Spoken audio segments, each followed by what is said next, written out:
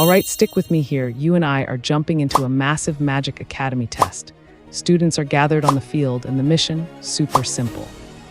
Activate the visible zone and create a protection shield. Romy, the rank 6 teacher, casually flexed her power level. She spawned a magic zone with absolute, uncopyable precision. She manipulated her magic flawlessly, swapping between defense, attack, cross, and detached forms. Reaching her crazy level is basically the ultimate dream for the weaker class students. Then the newcomer stepped up. A noble family kid with 0 training dumped straight into class 7, the absolute weakest tier. Every student there had already heard the brutal rumors. This guy supposedly could not use a single drop of magic, so when he casually popped up a defense form, they all just assumed it was dumb luck. But then he snapped into attack form, followed by cross form. Everyone lost their minds since only top tiers do that. But he was not done flexing yet. He tried casting a form strictly meant for elite students. The crowd watched in pure shock as he attempted the zone of deviate form. But the magic totally fizzled out, and the entire crowd burst out laughing. They started whispering how a commoner could never master something that takes years of grinding. Wait, what was that? The boy just stood silently, then tried again. Now watch closely because this is where everything flips. The energy goes absolutely wild, exploding unexpectedly. On day 1, this kid literally spawns a shield with 144 faces. It was an insane structure that advanced students spend months trying to build. The crowd panicked, questioning if this overpowered kid was really a commoner. But here is the wild part. He was not born a commoner at all. He had just been raised as one because way back when he was a baby. He was completely abandoned in a barn. Some guy found him and raised him as his own flesh and blood. Growing up as Aryan Sharon, the kid had one single dream: mastering magic. One day, his dad, Aryan Vincent, finally took him into the massive city of Toria Cruz, while his dad handled some serious business. Sharon sneaked into a bookstore, desperate to read a magic text, but the shopkeeper literally threw him out the second she realized his commoner status. Honestly, everywhere he went. He got chased like a criminal and booted from the city. He was pretty quick, though, dodging the guards and hiding out. When he finally stepped out to grab his dropped shoe, a specific word completely stopped him in his tracks. Magic. He pressed his ear hard against the cold stone wall, eavesdropping on a magic lesson right next door. While the boy was standing there wondering if he could ever be a mage, the old man telepathically answered inside his head, if he wants it, he can totally achieve it. The kid was absolutely mind-blown. How did this mage even sense him? Right then and there, he made a massive, life-changing choice, scrambling to the top of the wall. Sharon completely froze up. This was his first time seeing a real magic academy and a high-tier mage. When the guy called for class, the kid did not hesitate. He casually hopped the wall and blended right in with the actual students. Turns out, this guy is Mariel Fuse, the academy director and a rank 4 mage. Our main character practically begged him to show off some skills. Fuse took pity and dropped an epic demonstration, casually lifting the entire class into the sky using wind magic.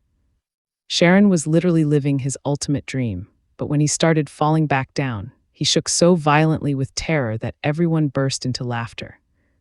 He did not even care. He just survived something he thought was completely impossible, but seeing it was not enough, now our main character is desperate to cast magic himself. The old man warned him it was super complex, but Sharon kept begging until they did a visual test. A student used the spirit zone to guess the hidden stones in a closed hand. The girl confidently guessed 6, and the main character realized she was dead right. Absolute madness. The old guy breaks it down. You have to hyperfocus until your consciousness expands, making everything around you feel like an extension of your own body. Sharon instantly decided to test it out. He focuses hard, opens his eyes, and claims he only heard sounds. The master thinks he failed and walks off, but you and I both know better, right? Sharon smiled, knowing he had 100% pulled it off. Heading back to his dad, he randomly bumps into some street thugs, right as he is about to get jumped. A gorgeous girl drops in like a literal guardian angel. But plot twist, she was way more toxic than the bullies and completely abandoned him to catch a brutal beating anyway. After taking hits like a human punching bag, this little devil walked back over, casually claiming him as her new slave. The crowd was dying laughing, but our guy was absolutely horrified. Pure panic mode, just screaming internally.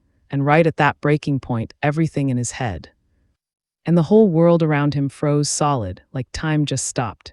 Sharon accidentally triggered the spirit zone, and the teacher's magic demonstration flashed flawlessly through his brain.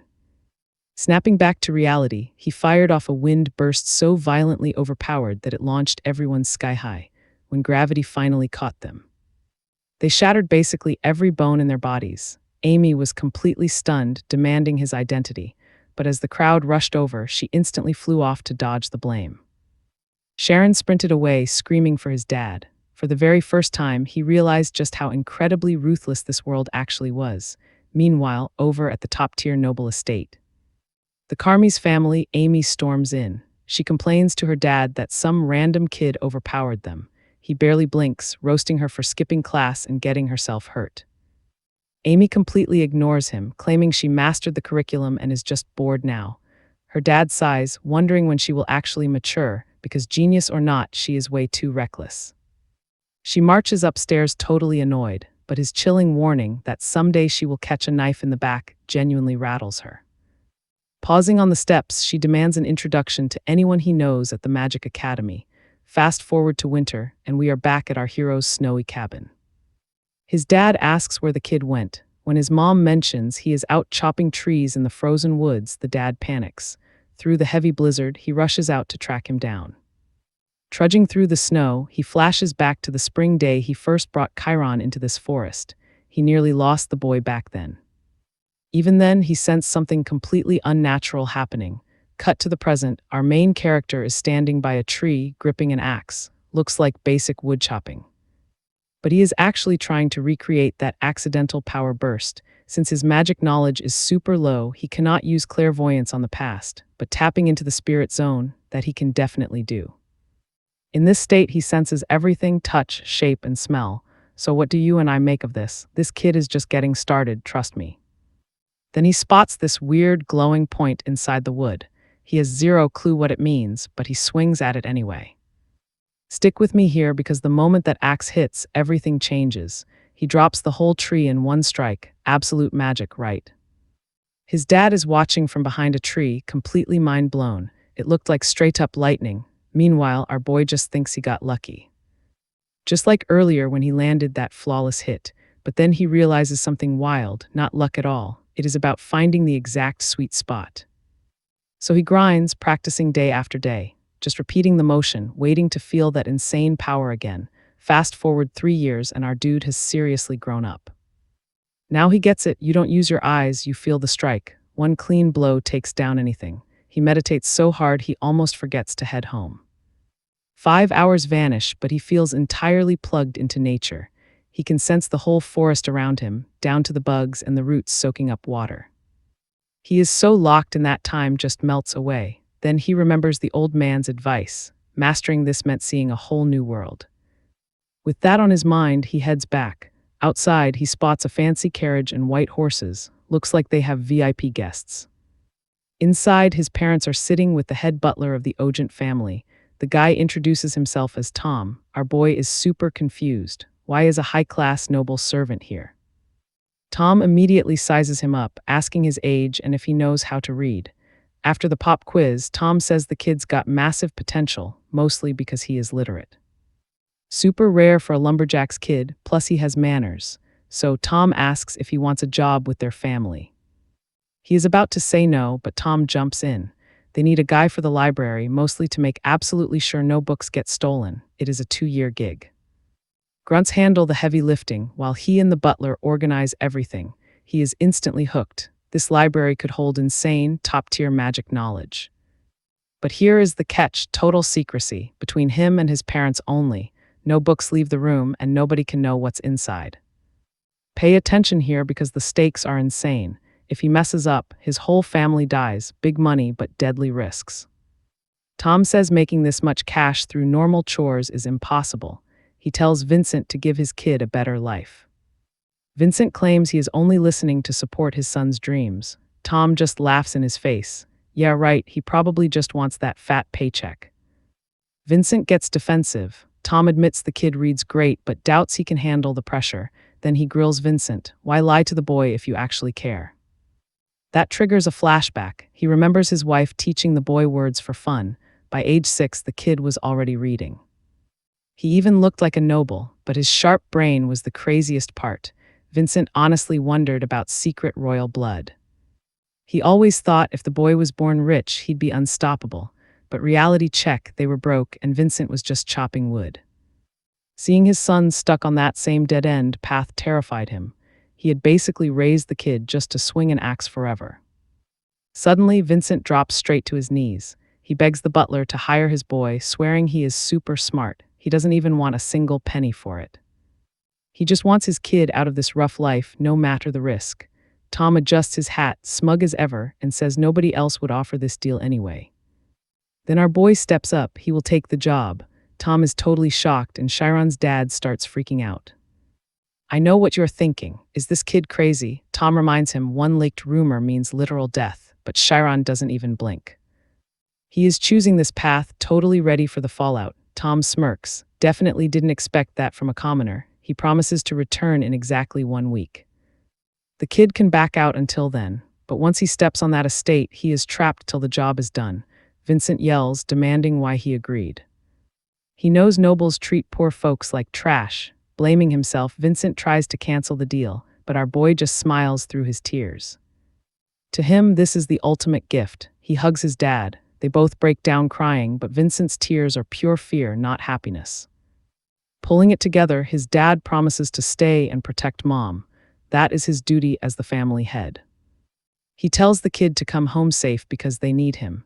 Vincent honestly wonders if he finally did right by his boy. Fast forward 1 week, the carriage rolls up for pickup. The dad signs the heavy contract, officially sealing the deal. Instantly, they snatch that paper back and shove our boy straight into the carriage. The door slams shut and the driver starts blabbing. But with his insane senses, Chiron can still feel his parents crying outside. He reaches for them but stops himself. No backing down now. This is his golden ticket, and it is either gonna make him or break him. Can he really survive 2 years around absolute powerhouses? Welcome to the Tormia Kingdom, folks, where the Ogent family runs the whole show. A legendary warrior clan pumping out royal knights for centuries. The old family boss, a straight-up general and third-rank state swordsman. Current boss Ogent Bishop is 4th rank. Basically, this family runs the city. On the way, the driver points out their massive main road. Stepping out, he is asked if he is scared. I mean, people literally call this family monsters. Walking inside, reality hits him like a truck. He is standing inside the Ogent compound, 2nd-rank nobles. This zone has the staff offices, their dorms, and his shiny new bedroom. Tom the butler meets him and kicks off the grand tour. First stop, the library. Our guy's jaw basically hits the floor. The butler explains every single book here is headed for the sacred library. Until then, his only job is to organize the chaos. Every week he gets a hit list of books to gather up. The shift is 9 to 6, but get this. Even off the clock, Zero leaving the estate without permission. Handing him a form, the butler asks if he has any questions. So what do you and I think? Will he survive? All right, you and I are jumping straight in.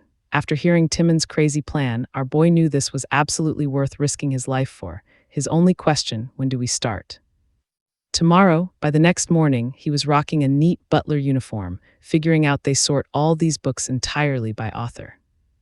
You gotta keep it consistent too. Subjects totally overlap here. Like a massive book on sword history, yeah, people could categorize that thing completely differently.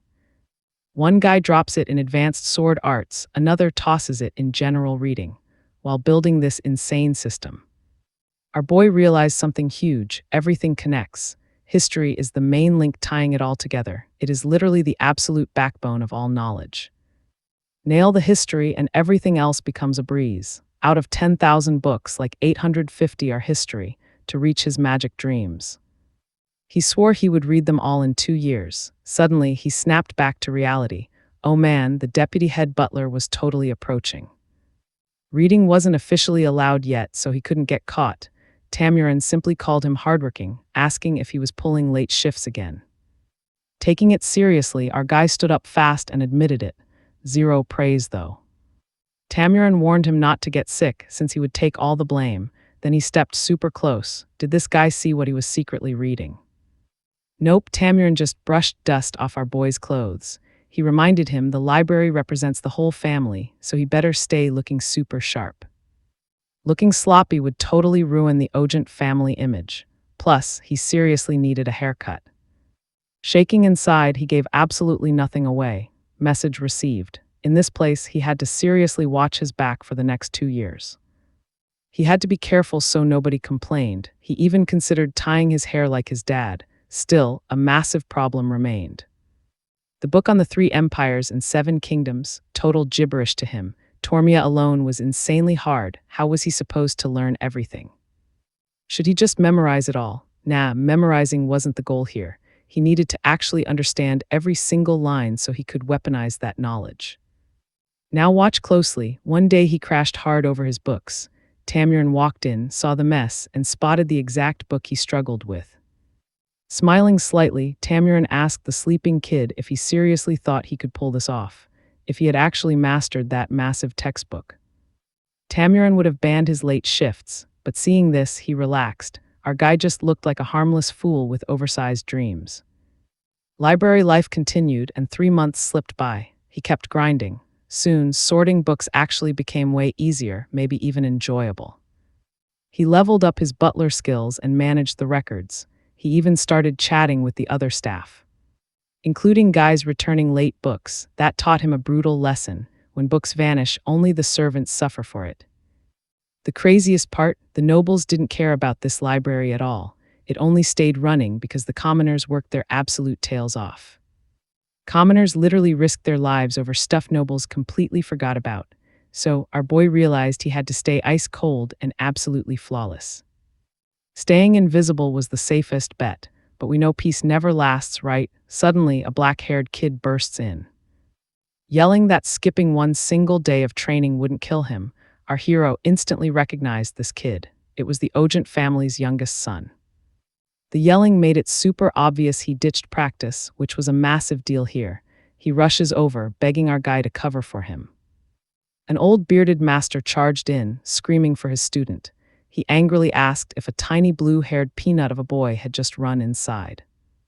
That crazy description caught our guy totally off guard. Playing it completely clueless, he asked who the old guy even was. The man growled back that he was the legendary swordmaster.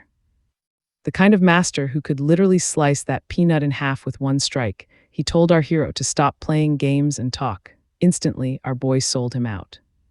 He pointed straight to the bookcase where the youngest son was hiding. The kid was absolutely furious, but the master just grabbed his shirt and forcefully dragged him out. Completely fed up with the brat skipping practice, he was ready to beat some sense into him. Dragging the kid away, this master radiated terrifying power, rivaling the family head himself. So our guy had absolutely zero choice but to stay totally out of it. Rumor had it, anyone caught by this master vanished for a whole month. Meanwhile, his reading speed was seriously leveling up. That first book took 20 torturous days, but once he figured out how to truly understand the text, he burned through 82 history books in just 4 months. Just like he thought, the very beginning was the absolute hardest part. Soon, the pages stopped feeling like alien gibberish. Once that solid foundation was built, everything else flowed perfectly. After clearing a couple hundred books, the remaining 650 didn't look impossible anymore. Plus, diving deeper into the history of legendary magicians, it only made his absolute confidence grow. Scientists study boring theories, but magicians, they make theory a reality. Honestly, that puts them on the exact same god-tier level. So why doesn't every smart guy become a magician? Simple, they can't access the spirit zone. If our boy could connect his massive brain to that spirit realm, his real journey begins. That single thought filled him with insane hope. Maybe he actually could become a magician. Suddenly, boom, the library doors fly open and the youngest son storms back in, absolutely raging.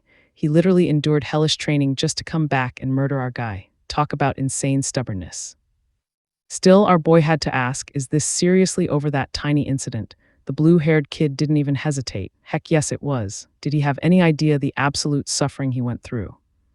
Climbing up and down a massive cliff on repeat. When his hands completely gave out and death flashed before his eyes, pure revenge was the only fuel keeping him alive. Looking at his face, our hero realized this kid's blinding rage was 100% genuine. and honestly, it was terrifying. Did he think this was just about physical pain? Absolutely not. He was furious because he fully trusted our guy with a simple favor, and our hero completely backstabbed him without a second thought. Calling him the biggest coward alive. Under that intense pressure, our boy realizes a harsh truth. And let's be real, you and I know it too. The powerful always rewrite the rules for themselves. All right, let's jump right into the madness. He asked how to make up for it. The kid just smirked, said sorry cuts, zero ice here, and told him to follow. They hit the sword training yard. The younger son declared he would personally school him. Our boy braced himself, totally expecting the absolute beatdown of a lifetime. Still, he took it like a champ, way better than throwing away the crazy chance his folks risked everything for. A wooden sword got tossed straight at him. The younger son demanded a duel for payback. Honestly, our guy still had zero clue why this kid kept calling him a straight-up coward. The younger son was furious because our boy let the master punish him. To him, he had turned his back on someone who desperately needed help. Then his face went ice cold. Regardless of his family drama, nobody was going to look down on him, especially our guy. He told him to swing first, boasting he would only fight back after taking 3 free hits. Our hero knew he was facing an Ajanath. Even a wooden sword could snap bones like twigs. If that happened, how the heck was he supposed to survive? So he threw everything he had at him. Only 3 shots. Strike 1, total fail. The kid blocked it easily. He didn't even see how. Strike 2 failed, and the younger son mocked him, asking if he knew how to hold a sword. He ignored the trash talk and counted down. 1 left. Entering the spirit zone, he read his opponent. Instantly, the younger son sensed something weird. Now watch this part closely. He lunged and snap, his sword broke, total shock. Our guy realized he actually pulled it off. The second hit nailed the timing, and the third worked perfectly. 3 years of grinding that thunder strike finally paid off big time. The kid just stared, completely mind blown. Our boy shrugged, not some legendary art, just a simple thunderbolt move. He explained helping his dad chop wood up in the mountains. Lacking raw muscle, he compensated with pure technique. The local lumberjacks, they called that move the thunderbolt. The kid was stunned, learning that from just chopping wood, after swinging a sword for 15 solid years. He knew that technique shouldn't be possible like that. Then it hit him. Someone else pulled off the exact same thing at just 12. Back then, they witnessed true bloodline talent. The second master was light years ahead of everyone his age. He inherited his dad's pure genius, and the whole clan hyped him up. Rai could never catch his brother, and it drove him absolutely nuts. Looking at our hero now, he saw his brother in him. His whole vibe turned deadly, leaving our guy completely confused.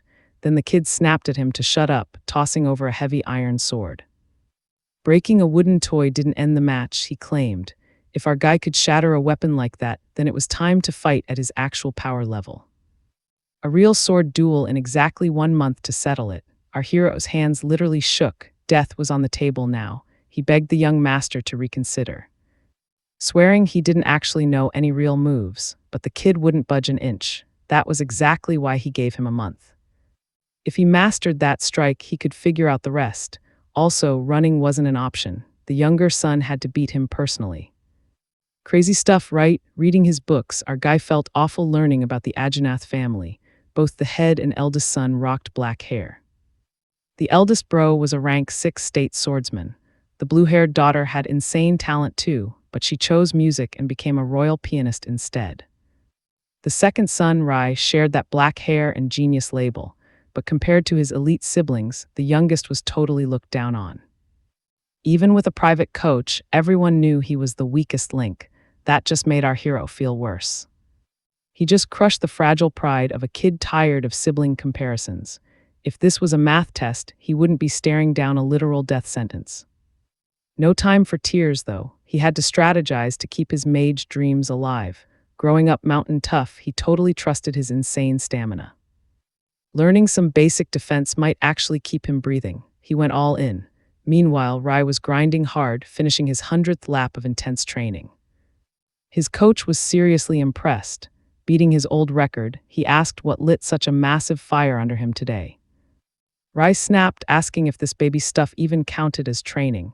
Still standing, he demanded a real challenge. The old man knew something was wrong. He guessed it was sibling drama. Regardless, the coach just gave one warning. If Rai died from overtraining, it wasn't his fault. He pulled out a diagram Rai had studied forever, explaining the exact spirit zone magicians use. But this new one was for swordsmen, a physical scheme pushing the human body to its absolute limits. Masters could control every single muscle perfectly. It was literally the complete opposite of a magician's spirit zone. Should he even risk it? First step, he focused on feeling his own body. Still, a scheme was the complete opposite of magic, so he doubted it would work. He even remembered that mysterious girl from 3 years ago. She used a scheme too, which was wild for her age. Anyway, our guy based his sword practice on the spirit zone, starting with 8 directional cuts. Meanwhile, Rai was rage training because he still hadn't unlocked his scheme. His teacher just watched in pure alarm, seriously sweating over the kid. Finally, he blocked Rai's blade, calling it quits. He asked what was up, joking that the kid looked ready to get himself killed by his own master. Asked what he actually knew, Rai admitted he only knew what he sucked at, not his strengths. The teacher flat out said that's exactly why he wasn't a genius. Rai got super offended. He knew exactly how geniuses worked. They move with zero hesitation, pouring 100% effort into what they do best. But regular guys like Rai, they dread the hard work needed for unnatural skills. They feel that burning urge to quit when things get tough. That urge, the teacher claimed, is the natural enemy of genius. Rai actually smiled. It was surprisingly the best comfort anyone had ever offered him. Trust me, we know he won't quit. He'll win through pure effort. In the end, swordsmanship is just the art of killing with movement. All right, you and I are jumping right back into the grind. Our boy had to train by fighting an imaginary enemy. Sure, attacks can come from anywhere, right? But he figured out most strikes fall into just 8 main angles. Master those 8 cuts and blocks, and he's golden. And that is exactly what he did all month long, day in, day out, finishing one form and flowing straight into the next. He repped those moves endlessly, until suddenly he dropped his blade. Something finally clicked. Swordsmanship is just a crazy grind of repetition, but honestly, the sword is just as limitless as magic. Knowing what was coming, our dude quietly said his sorries. He didn't expect to survive this, but zero regrets. Teetering between life and death, he unlocked a whole new world. They hit the dim Coliseum. Ryan was already there, hyped up and waiting. He just looked at our guy, ready. What really freaked Ryan out was the glow-up. 1 month and our hero's entire vibe had shifted. Last time, the kid barely knew which end was sharp. Now totally chill, holding a real sword before a death match. Ryan was stressing. Was this kid a freak genius like his older brother? He shook it off and rushed in. There was absolutely no way he was losing today. Seeing Ryan charge, our boy knew the power gap was massive, but get this, he could feel something others couldn't. He literally saw the sword's path. Ryan was absolutely stunned that his strikes were being read, and worse, the kid wasn't even flinching. Our hero just kept swallowing his own fear. Fear only comes from a future that hasn't hit yet. Blank your mind, and you can jump straight off a cliff. Now watch closely, this is where it gets intense. He forced all that panic down, and Ryan's eyes totally lit up. Ryan didn't fear death either. He charged and swinging. Our guy saw the whole thing and blocked right, totally expected. But Ryan thought raw power beats fancy tricks every time. He just pushed harder, swinging with insane, brutal speed. Our boy's special senses could read it, but his body just couldn't keep up. Bam, Ryan slashed his chest, blood soaking his shirt. A crazy spark flashed in his eyes. He already knew the next hit was coming, backflipped away, and barely survived. Our hero was scrambling, trying to figure out his mistake, while Ryan practically tasted the win. He mocked him, asking if he finally felt weak. His master's style was built for heavy swords. Blocking Ryan's massive hits with a normal blade, not happening. Ryan had grinded. Literally snapping his own bones just to get strong enough to shred our hero. But honestly, the fight felt super weird to our guy. If that last swing was a finisher, he should have sliced upward, but his swings way too wide. Boom, epiphany, Ryan wasn't a master at all. He spammed flashy techniques but had zero actual insight into how to use them. Ryan's real skill level was way lower than his hype. Knowing this, our boy completely flipped the script. It was time to go on offense. Ryan was totally blindsided. He couldn't believe this kid was pushing him back. Without even realizing it, he was cornered. Suddenly, those basic attacks were impossible to block. Ryan was totally gassed out, while our boy kept a smooth, energy-saving rhythm. And that is when Ryan broke. Staring at our hero, all he saw was his perfect, genius brother. He remembered that arrogant smirk, the look that said he was trash. Absolutely raging, Ryan screamed he'd be the best swordsman ever. He lunged. You and I both thought it was over, right? Think again. Ryan's blade went completely wild, way too fast and totally unreadable. Now there were a million ways to die. The attack came so fast he only blocked at the final microsecond. The clash was deafening. A sword went flying straight into the dirt, but it wasn't our guy's. Ryan's jaw dropped. At the exact last second, our hero shifted his grip and parried him completely. Ryan was paralyzed. Just what is this, dude? Even our boy was shell-shocked. He actually won that bloodbath, but winning just unlocked a brand new nightmare, aristocrat drama. Crush a noble's pride and things get ugly. Our guy kept his blade up while Ryan smacked his own head, mumbling about losing. Then he just told him to end it. No complaints. Our hero thought he was joking. He cut Ryan off real quick. Did he honestly think a butler could execute a noble and live? Ryan argued they both took the risk, but our boy yelled back. He just wanted to survive. This whole death match was garbage from day one. He got framed for this mess just because he skipped training. Ryan frowned. Was he saying he betrayed him over respect?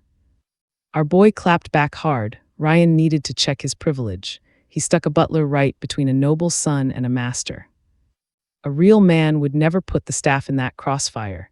Did Ryan even realize how smug he looked defying his own teacher? That hit home. Ryan finally looked in the mirror and realized he had been an absolute jerk. Right on cue, our boy completely passed out, totally drained. Ryan was lost, no post-fight respect speech. Instead of a cold-blooded killer, he was looking at an exhausted kid. Ryan thought he was a genius, but at least he never mocked him. He fought him with everything. Taking a beat, Ryan asked his name. Wiping the sweat away, he said it, Chiron. Ryan offered his hand, asking to be friends. Trust me, you're going to want to see what happens next when we check on Unvo. All right, you and I are jumping straight into the grind. Our hero just got heavy praise for crushing his first year at the Great Ojin Library, sorting over 7,000 out of 10,000 total books. With fewer books remaining, he was basically speedrunning this chore. Now, he only had 200 books left to hit his massive goal of 850. Reading 3 books a day meant his dream knowledge was right around the corner. Plus, he kept up his daily sword training, really digging deep into the true meaning of fear. His mental toughness absolutely skyrocketed. He genuinely thought he might have died back then. Sure, it was brutal early on, but by refusing to back down, he kept inching toward his ultimate goal. Another massive change, Ryan became his actual buddy, just hanging around the library all day. He stared at the massive shelves, completely shocked, wondering if his noble family really owned and read all these books. To our boy, this library was an absolute treasure trove, but honestly, making his first real friend meant just as much. While sorting, he told Ryan the library definitely got used, especially since Gale and the other young master came to visit all the time. Ryan honestly thought being a genius was awesome. Getting to know him better, our hero realized that despite being built like a tank, Ryan was a total softie, classic youngest sibling energy. But when Ryan casually started tossing books around, our guy turned ghostly pale. Damaging even one felt like an instant death sentence. Ryan desperately tried to chill him out. He genuinely couldn't grasp how books outranked human life, promising to protect his bro even if he burned the whole place down.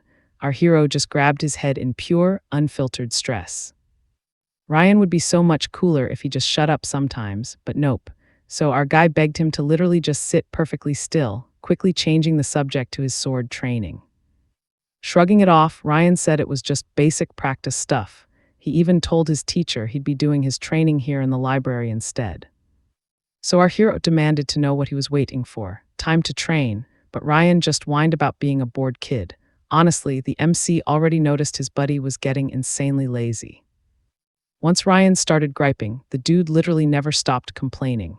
Still, 10 minutes of nagging later, our hero finally got him sitting down to study. If he came here to learn, he was going to actually learn. Looking completely annoyed, Ryan asked if Shuren seriously needed to read this huge mountain of books just to become a mage. Our guy nodded hard. He was way behind, having zero chance to study before landing this gig. But now, he had crushed over 600 history books and memorized basically everything inside them. Ryan's jaw basically hit the floor. How on earth was he reading that fast? They were exactly the same age, but Shuren felt like a full-grown adult. Grabbing a book, Ryan declared he was officially done reading.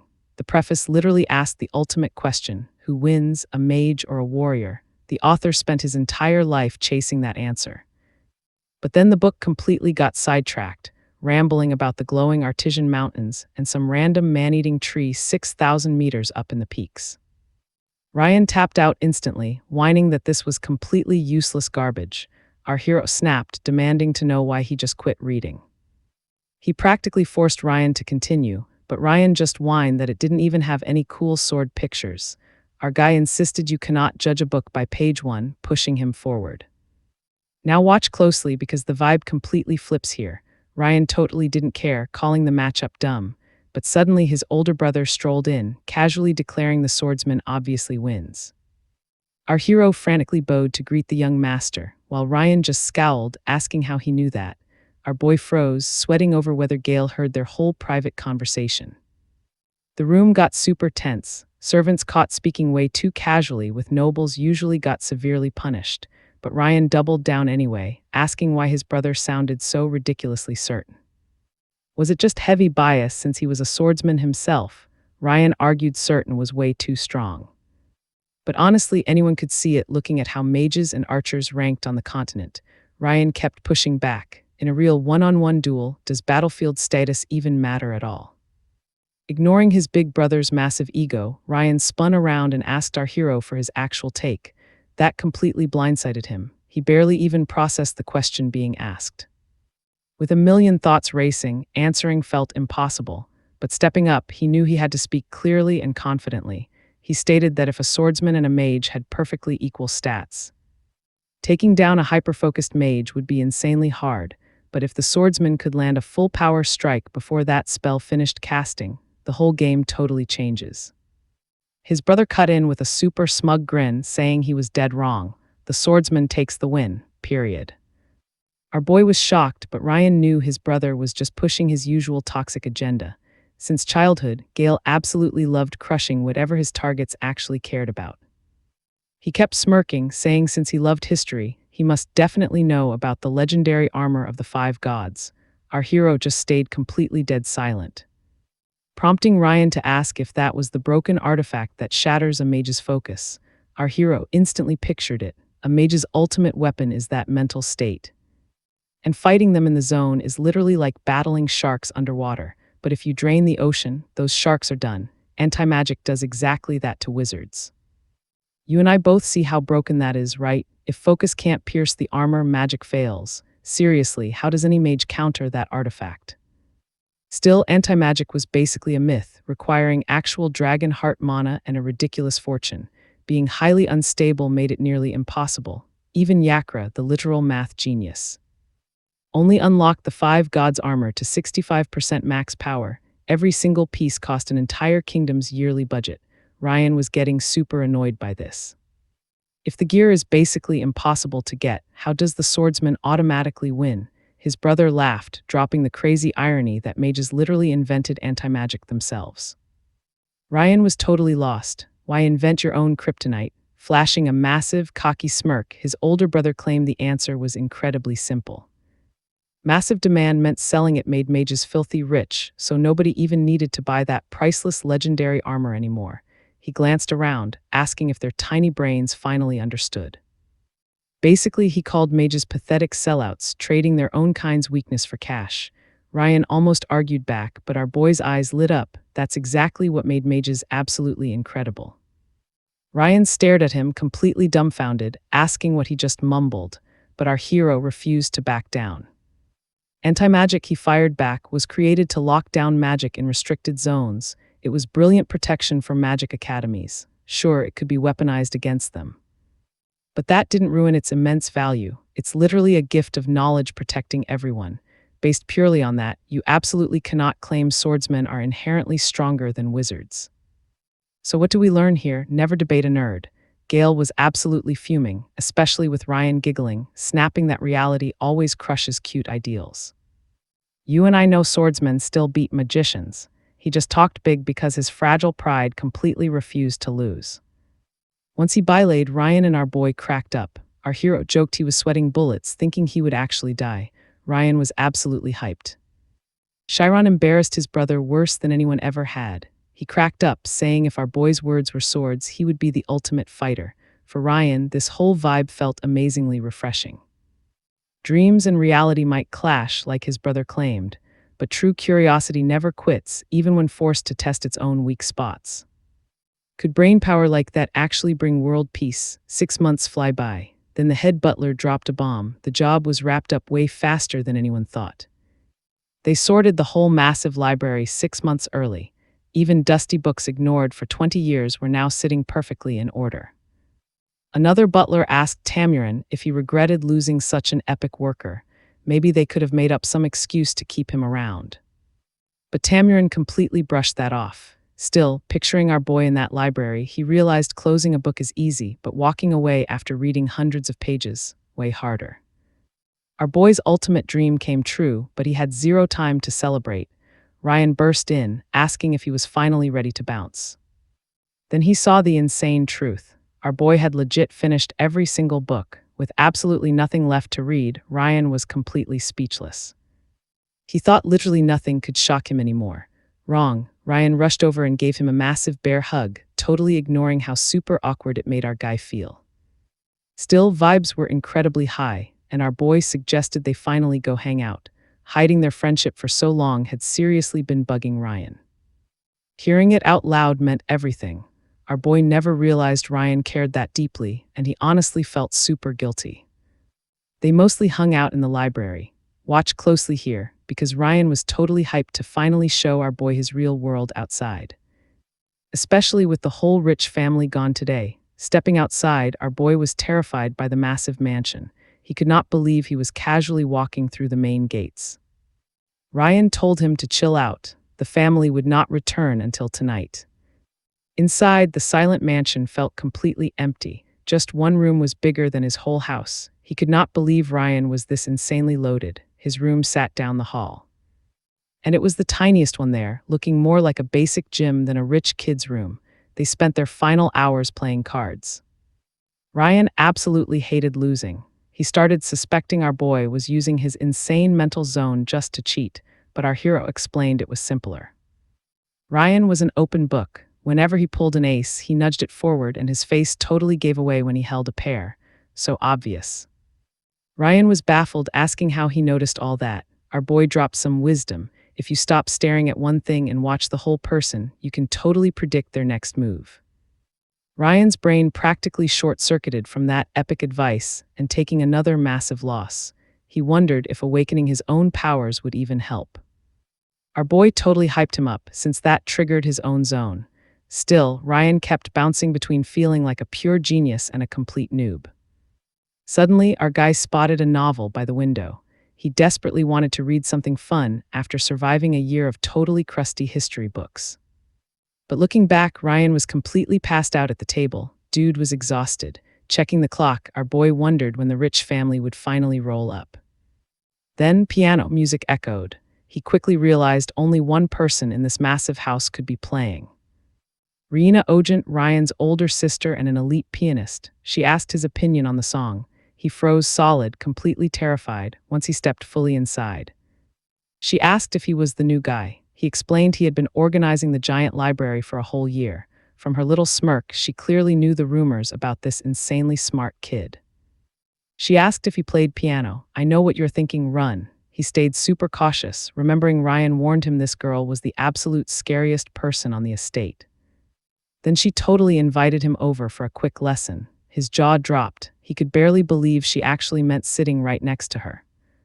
She told him to relax. Nobody would scold him under her watch. Seeing her firm energy, he knew politely refusing was absolutely impossible right now. Plus, when else would he touch a real piano? She started breaking down the basic notes. She showed him the exact key combos and he locked in. He was vibing so hard she even praised his focus. Finally, he asked for a turn. She smiled, saying everyone starts out terrible, but the second his fingers hit the keys, she instantly noticed his hand placement was absolute garbage. Still, he played with absolute swagger. She almost stopped him for messing up the basics, but then she totally froze, because despite the horrible form, the melody sounded insanely accurate, like he copied her entire performance purely by ear. Our boy activated his genius zone, leveling up with every single note. Her brain broke. This was definitely not normal beginner practice. Somehow, this kid had downloaded the entire concept almost instantly. She seriously wondered why a prodigy like him was working as a butler.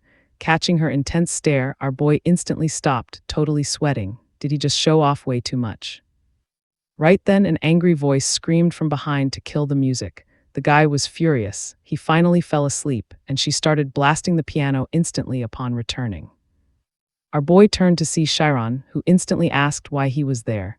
His sister looked completely shocked that they actually knew each other. Our boy panicked, desperately wanting to dodge the topic, but Ryan stepped right up and proudly claimed him as a friend. Our hero tried hiding their friendship, but Ryan brushed it off. He joked that even if his sister was an evil witch, she would not care at all. Our boy just could not understand this wild, noble logic. Riina stepped up, completely chill, saying it was fine. If her brother claimed him as a friend, that was absolutely good enough for her. She noted her brother might be pathetic, but he definitely owns his words. Then she suddenly asked what our guy was thinking about while playing. That question totally blindsided him. His 16 years of noble logic were crumbling. You and I just witnessed something absolutely wild. You and I are diving straight into the madness. So she's actually totally cool with her brother befriending a peasant. Our boy is so stunned he immediately asks Ryan why he called this gorgeous girl a witch. Ryan instantly starts sweating bullets, staring at her like she's a literal monster about to eat him alive. But the older sister just smiles super sweetly and calls her little bro a bit hopeless. She's just happy he finally made a friend like our hero. Panicking, Ryan blurts out, "Why don't you just adopt him then if he's so cute?" She just stares dead at him, completely shocked he'd casually tried to pawn her off like that. Ryan immediately tries to backtrack, acting like our boy is the one in trouble. Nope, too late. She grabs him by the neck and totally body slams him to the floor for disrespecting a lady. Our guy is just standing there frozen, his whole idea of fancy noble behavior completely shattered. Beaten to a pulp, Ryan finally groans, "Why are you home so early?" She asks if he forgot about the Paradise certification happening today. She came specifically to pick him up, and they're rolling out tomorrow morning. Even their grandpa is showing up later to check on him. Ryan instantly deflates, muttering that it's actually time for the certification. Our boy is completely lost. But he can totally tell his buddy is stressed. See, this certification is the official gold standard for mages and archers, recognized not just locally, but across the continent. Now watch these crazy odds with me. 1,000 people take this yearly and maybe 20 actually pass. Sure, unofficial licenses exist. Like graduating from a kingdom-approved school, such as the Academy of Magical Theists, scores you an uncertified 10th rank mage title. Right after that, you can level up your rank by grinding achievement points through guilds. But honestly, since everyone is out chasing fame and cash, the official certification is way more important. It's absolutely wild that Ryan's older brother Rai is taking this test at just 18. Ryan shrugs, saying geniuses hit different, especially with the whole family backing them. Surprisingly, his sister doesn't even tease him. She just pats his head, tells him to hang tough, and says she's cooking dinner tonight since fresh seafood just dropped from the royal palace. Right before walking out, she flashes our hero a smile, says it was awesome meeting him and hopes they'll see each other again. Our boy is completely smitten, practically melting, but there's a huge problem. He's getting kicked out of the mansion tomorrow. Out of nowhere, he asks Ryan if his sister has a boyfriend. Then he instantly panics, trying to play it cool and saying it doesn't matter anyway. Just pure curiosity. He begs his buddy to forget it, but Ryan is grinning like a menace. He takes off running while our guy drops to his knees begging. Our hero sprints down the hallway after him, totally confused. Like Ryan was super depressed a second ago, and now he's practically bouncing off the walls. Ryan hits the stairs and screams at the top of his lungs, asking the whole mansion if his sister is single. Chiron scrambles to shut him up while the servants just stare, completely baffled by the chaos. His sister, totally chill. She tells the staff to ignore the boys being goofy kids, then casually orders them to prep the fish and get back to the kitchen. But someone else was secretly watching this entire chaotic scene. A mysterious guy steps up, asking if Ryan scheduled any guests and who the kid is. The staff confirms no visits were planned, making the whole thing super suspicious. Then the chief butler chimes in, saying he recognizes the boy. So Timoran orders the kid brought to his office. Meanwhile, Ryan is out in the woods training. He claims he's only practicing for 10 minutes. His teacher is just thrilled to see him putting in work again after a massive break, because honestly, last time Ryan got bored and quit almost instantly. The teacher figures if Ryan just makes it into the palace, his studying attitude will totally flip. The only real problem is his messy strategy. Suddenly, while Ryan is distracted, a butler comes sprinting over, begging him to return to the mansion. Ryan just scoffs, asking who wants him. If it's his sister, she can wait. But stick with me, here's the crazy twist. The butler says his sister sent him. Chiron is in deadly trouble and might get executed. Ryan chokes on his water, completely shocked. Like Chiron was literally supposed to go home today. The butler only knows Chief Lewis snitched to the family head, and the mistress says it's entirely Ryan's fault. Ryan quickly changes clothes and preps to sprint back home. His teacher steps in, asking what's serious enough to make him bolt like that. Ryan lays it all out. He admits his friend Chiron, the temporary butler, has definitely been caught by his terrifying father. He tells the teacher his dad might let it slide if someone vouches for him, and promises to finish training later, but his master flat-out refuses to let him leave. Meanwhile, Chiron is already kneeling in the main hall. The family head just casually declares he's going to be executed. Nobody can believe things escalated this fast. Still, Timoran glares down at him. He should have known the strict line commoners can't cross. The sister tries speaking, but their dad instantly shuts her down. Too many servants saw it, and the chief butler's report straight up said the boy acted way too buddy-buddy with Ryan. The family head coldly asks Chiron if he read the employment contract. If so, he has zero right to complain. But hey, does he have any last words? Chiron lifts his head and asks one single thing. If they're officially friends, what's gonna happen to Ryan? The servants are absolutely mind-blown. Why isn't this kid begging for his life? Even the sister is shocked that right before his execution, he's only worried about Ryan. The chief butler absolutely despises that response. He calls Chiron a typical commoner fool, scoffing at the idea that a noble would ever be punished for slumming it. But Chiron stays totally calm. He just says it straight. Ryan is his friend. They've been friends for a year and nothing changes that. The family head is baffled by his calm vibe and takes it as a massive insult to the Ogent family name. He ruthlessly orders the chief butler to execute Chiron quietly and ensure nobody ever finds out. His daughter desperately tries to argue back, but he completely cuts her off. Chiron basically confessed, so the case is totally closed. He makes it crystal clear the decision is final, no turning back. Some butlers want to help Chiron, but they absolutely cannot interfere with noble affairs. This mansion is their entire livelihood. To protect it, they have to stomp out even the smallest drama. Sure, it seems brutal right now, but they believe everyone will eventually understand. Then bam, Ryan bursts straight into the hall. He screams that he won't allow this, demanding to know who gave permission to murder his friend. His dad coldly answers that he did. Ryan snaps back, what did Chiron even do? And trust me, you and I definitely want to see what happens next. Trust me, you and I are about to see how brutal noble life gets. His dad basically said death needs no crime, while the family hid ugly secrets. He just enjoyed the rich kid life, but Ryan fired back. Privilege meant zero if he had to ditch his friends. His dad called him a naive kid. Real friendship between nobles has to be equal, his dad claimed. Did Ryan honestly think Sharon saw him as an equal, based on what exactly? Everyone wants to use nobles to get ahead. Ryan swore Chiron was different, so his dad laid down one impossible rule: prove this friendship was actually real. Ryan froze, game over if he failed this test. He could not prove a person's true heart just by spitting out random words. If he was Chiron, he could wreck his dad's logic, but he was not. Then he remembered Chiron's intense look during their fight and the lesson that sometimes you just need to watch first. So Ryan scanned the room, putting the pieces together. That was not just his dad sitting there. This was a second-class noble, head of House Ojin of the black-haired clan, a certified fourth-class knight. Ryan finally realized this was not a normal family argument. This was a full-on duel, and instantly he grabbed his sword.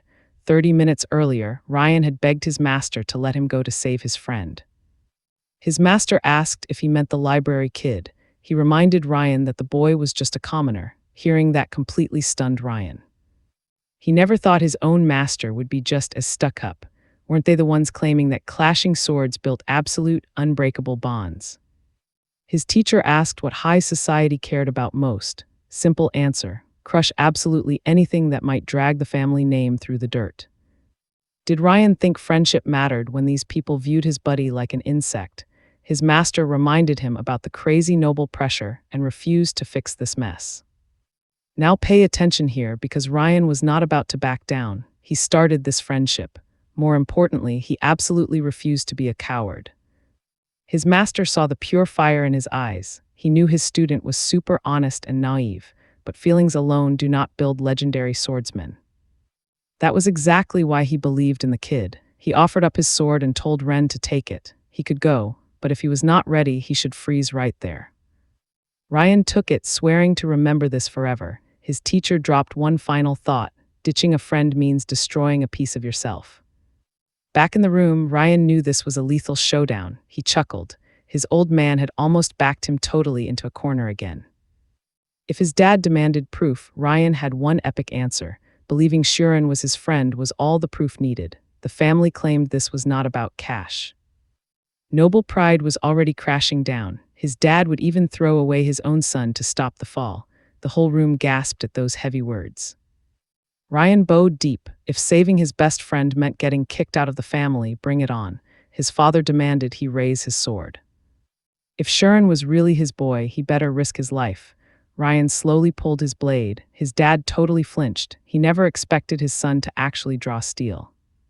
But Ryan calmly said he was not attacking him. He was just proving his insane resolve. His dad was still completely lost. His youngest kid never fit the rich kid mold. Instead of chilling with equals, he hung out with a commoner, supposedly just to stroke his own ego.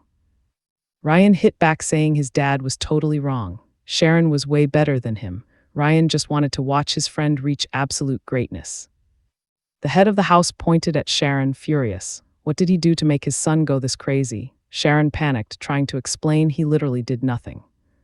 Ryan cut in and told him to stay quiet. He would protect him. Chiron told him to chill. This was his own heavy burden. When Ryan first asked to hang out, Chiron knew this exact crazy day would arrive. Life versus friendship. Even if he died right here, he would never regret befriending a real one like Ryan. Those words hit insanely hard. Ryan actually started tearing up, saying that was exactly what he wanted to say too. Kicked out or not, they were riding together. The whole crowd suddenly realized that underneath those fancy noble titles, these guys had real, raw feelings. We all want a ride-or-die friend like that, right? Well, just as emotions peaked, the legendary family grandfather randomly crashed the party. He barked at everyone for making such a huge scene, then just laughed at the wild youth.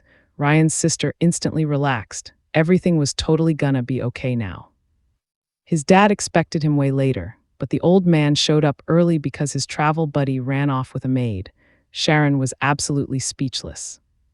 This was literally General Torma, a degree master swordsman. He grabbed a seat, joked about how loud the hall was, and said being young is an absolute blast. The head of the house was totally sweating now, swearing everything was fine. The drama had already dragged their name through the dirt, but Grandpa told him to chill out. He had watched the whole insane show from the shadows, since everyone wanted to speak. They should let them talk. First up was the eldest sister, Raina. She stepped up, saying she only met Chiron yesterday, but he was crazy talented. Plus, he followed every single contract rule and was leaving today anyway. Honestly, it was ridiculous to claim Chiron had some evil plot against Ryan. In her eyes, the kid did zero damage to their precious noble honor. Grandpa nodded and turned straight to his other grandson, Rai. Rai bluntly stated he hated the kid, which totally made his dad smile for a quick second. But then Rai dropped a bomb. It did not matter. His dad was absolutely stunned. Rai made it perfectly clear. Hate him or not, he could not pick his brother's squad. He just wanted this boring drama finished so he could hit the royal palace. Grandpa laughed, joking this house was way more fun than his own. Next, he called the one guy who knew our boy best. Timoran, the deputy butler. Normally, servants literally never get to speak their minds. They just quietly follow orders. He proved Sharon finished every task flawlessly 6 months early. That's where we leave it. Trust me, you'll want to see what's next. Let's dive right back in, guys. The Grandmaster steps up, grilling Timoran about this unexpected friendship. The guy totally panics, claiming he only knew Sharon hung around the young heir, completely clueless they were actually tight. But he throws in a massive save. He points out no regular kid could possibly organize 10,000 books. Instantly, you can feel that suffocating pressure in the room finally drop. Sharon's dad still aggressively begging for his own kid's punishment, but the Grandmaster shuts that down immediately. No way. The granddaughter is completely lost, while the dad looks wildly relieved. The old man admits Sharon and Ryan are genuine friends, but it still has to stop. Why? Because rumors would blow up. Rival factions would absolutely use this against them. Every single family member holds serious power, and Ryan even has a massive certification test coming up. A massive noble house carries insane weight. Looking right at Sharon, he calls him a sharp kid who should totally get it. Then he locks eyes with his grandson. Ryan is dead serious, but the old man tells him he just doesn't grasp the crushing responsibility of countless lives depending on their house. He turns the question to Sharon. He admits our guy taught Ryan the meaning of true loyalty, but can he walk away right now? Sharon straight up says no, absolute shockwave through the room. He clarifies, saying if he ever actually dragged Ryan down, he'd vanish for good without a word.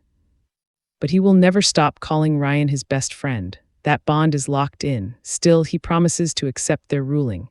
Meanwhile, Ryan is practically falling apart. Sure, Sharon gets to live, but losing his bro, devastating. Deep down, cutting ties feels like ripping out half his soul, so Ryan completely rejects the whole idea.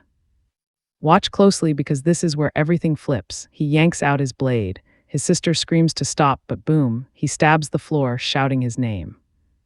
As the third son of the Ojent clan, he swears to be Sharon's personal sword forever. His dad completely loses his mind, screaming that his kid is an absolute fool. This knighthood oath, it goes all the way back to Tormia's origin story, back in an incredibly brutal era when kingdoms were constantly tearing each other apart for territory. Athelphus I was an absolute unit who conquered everything and forged Tormia, but with massive threats still bordering them, he let the defeated rulers hold onto their local power. Which birthed the legendary Knight's Oath. Basically, you swear absolute loyalty to serve one single master as their weapon, and in return, you get totally bumped up to nobility. That system literally created the nobles, so dropping this vow is a massive deal. The whole room is paralyzed in shock, but Ryan, he looks insanely smug, no backsies now. Our guy sprints over, totally panicking about what just went down. The old master, though, stone cold serious. He asks if Ryan is really becoming Sharon's blade. What makes this kid so worthy of that crazy loyalty? Why does he shine so much? Ryan just grins, swords don't judge. They only protect. The grandfather totally cracks up. He admits that sometimes idiots really need to pull wild stunts like this just to level up. Then he smirks. Ryan talks a huge game. But honestly, his blade skills are garbage, so he actually pities Sharon for getting stuck with him. Finally, the old man stands up and calls the whole thing off. The deed is done. Ryan might be a terrible fighter right now, but he will never betray Sharon. The grandfather officially asks our guy to take care of his wild grandson. Sharon bows, deeply thankful he accepted all this, but the old man points out that with them magically bonded by oath, things have changed. He orders the head butler to summon Sharon's parents immediately. Our boy waves his hands, swearing that's way too much trouble, but Ryan steps in, saying this wasn't just some friendship move. Unlike his older brother, Ryan claims he actually knows how to spot a real leader. That magnetic aura is exactly why he's betting his entire life on someone like Sharon.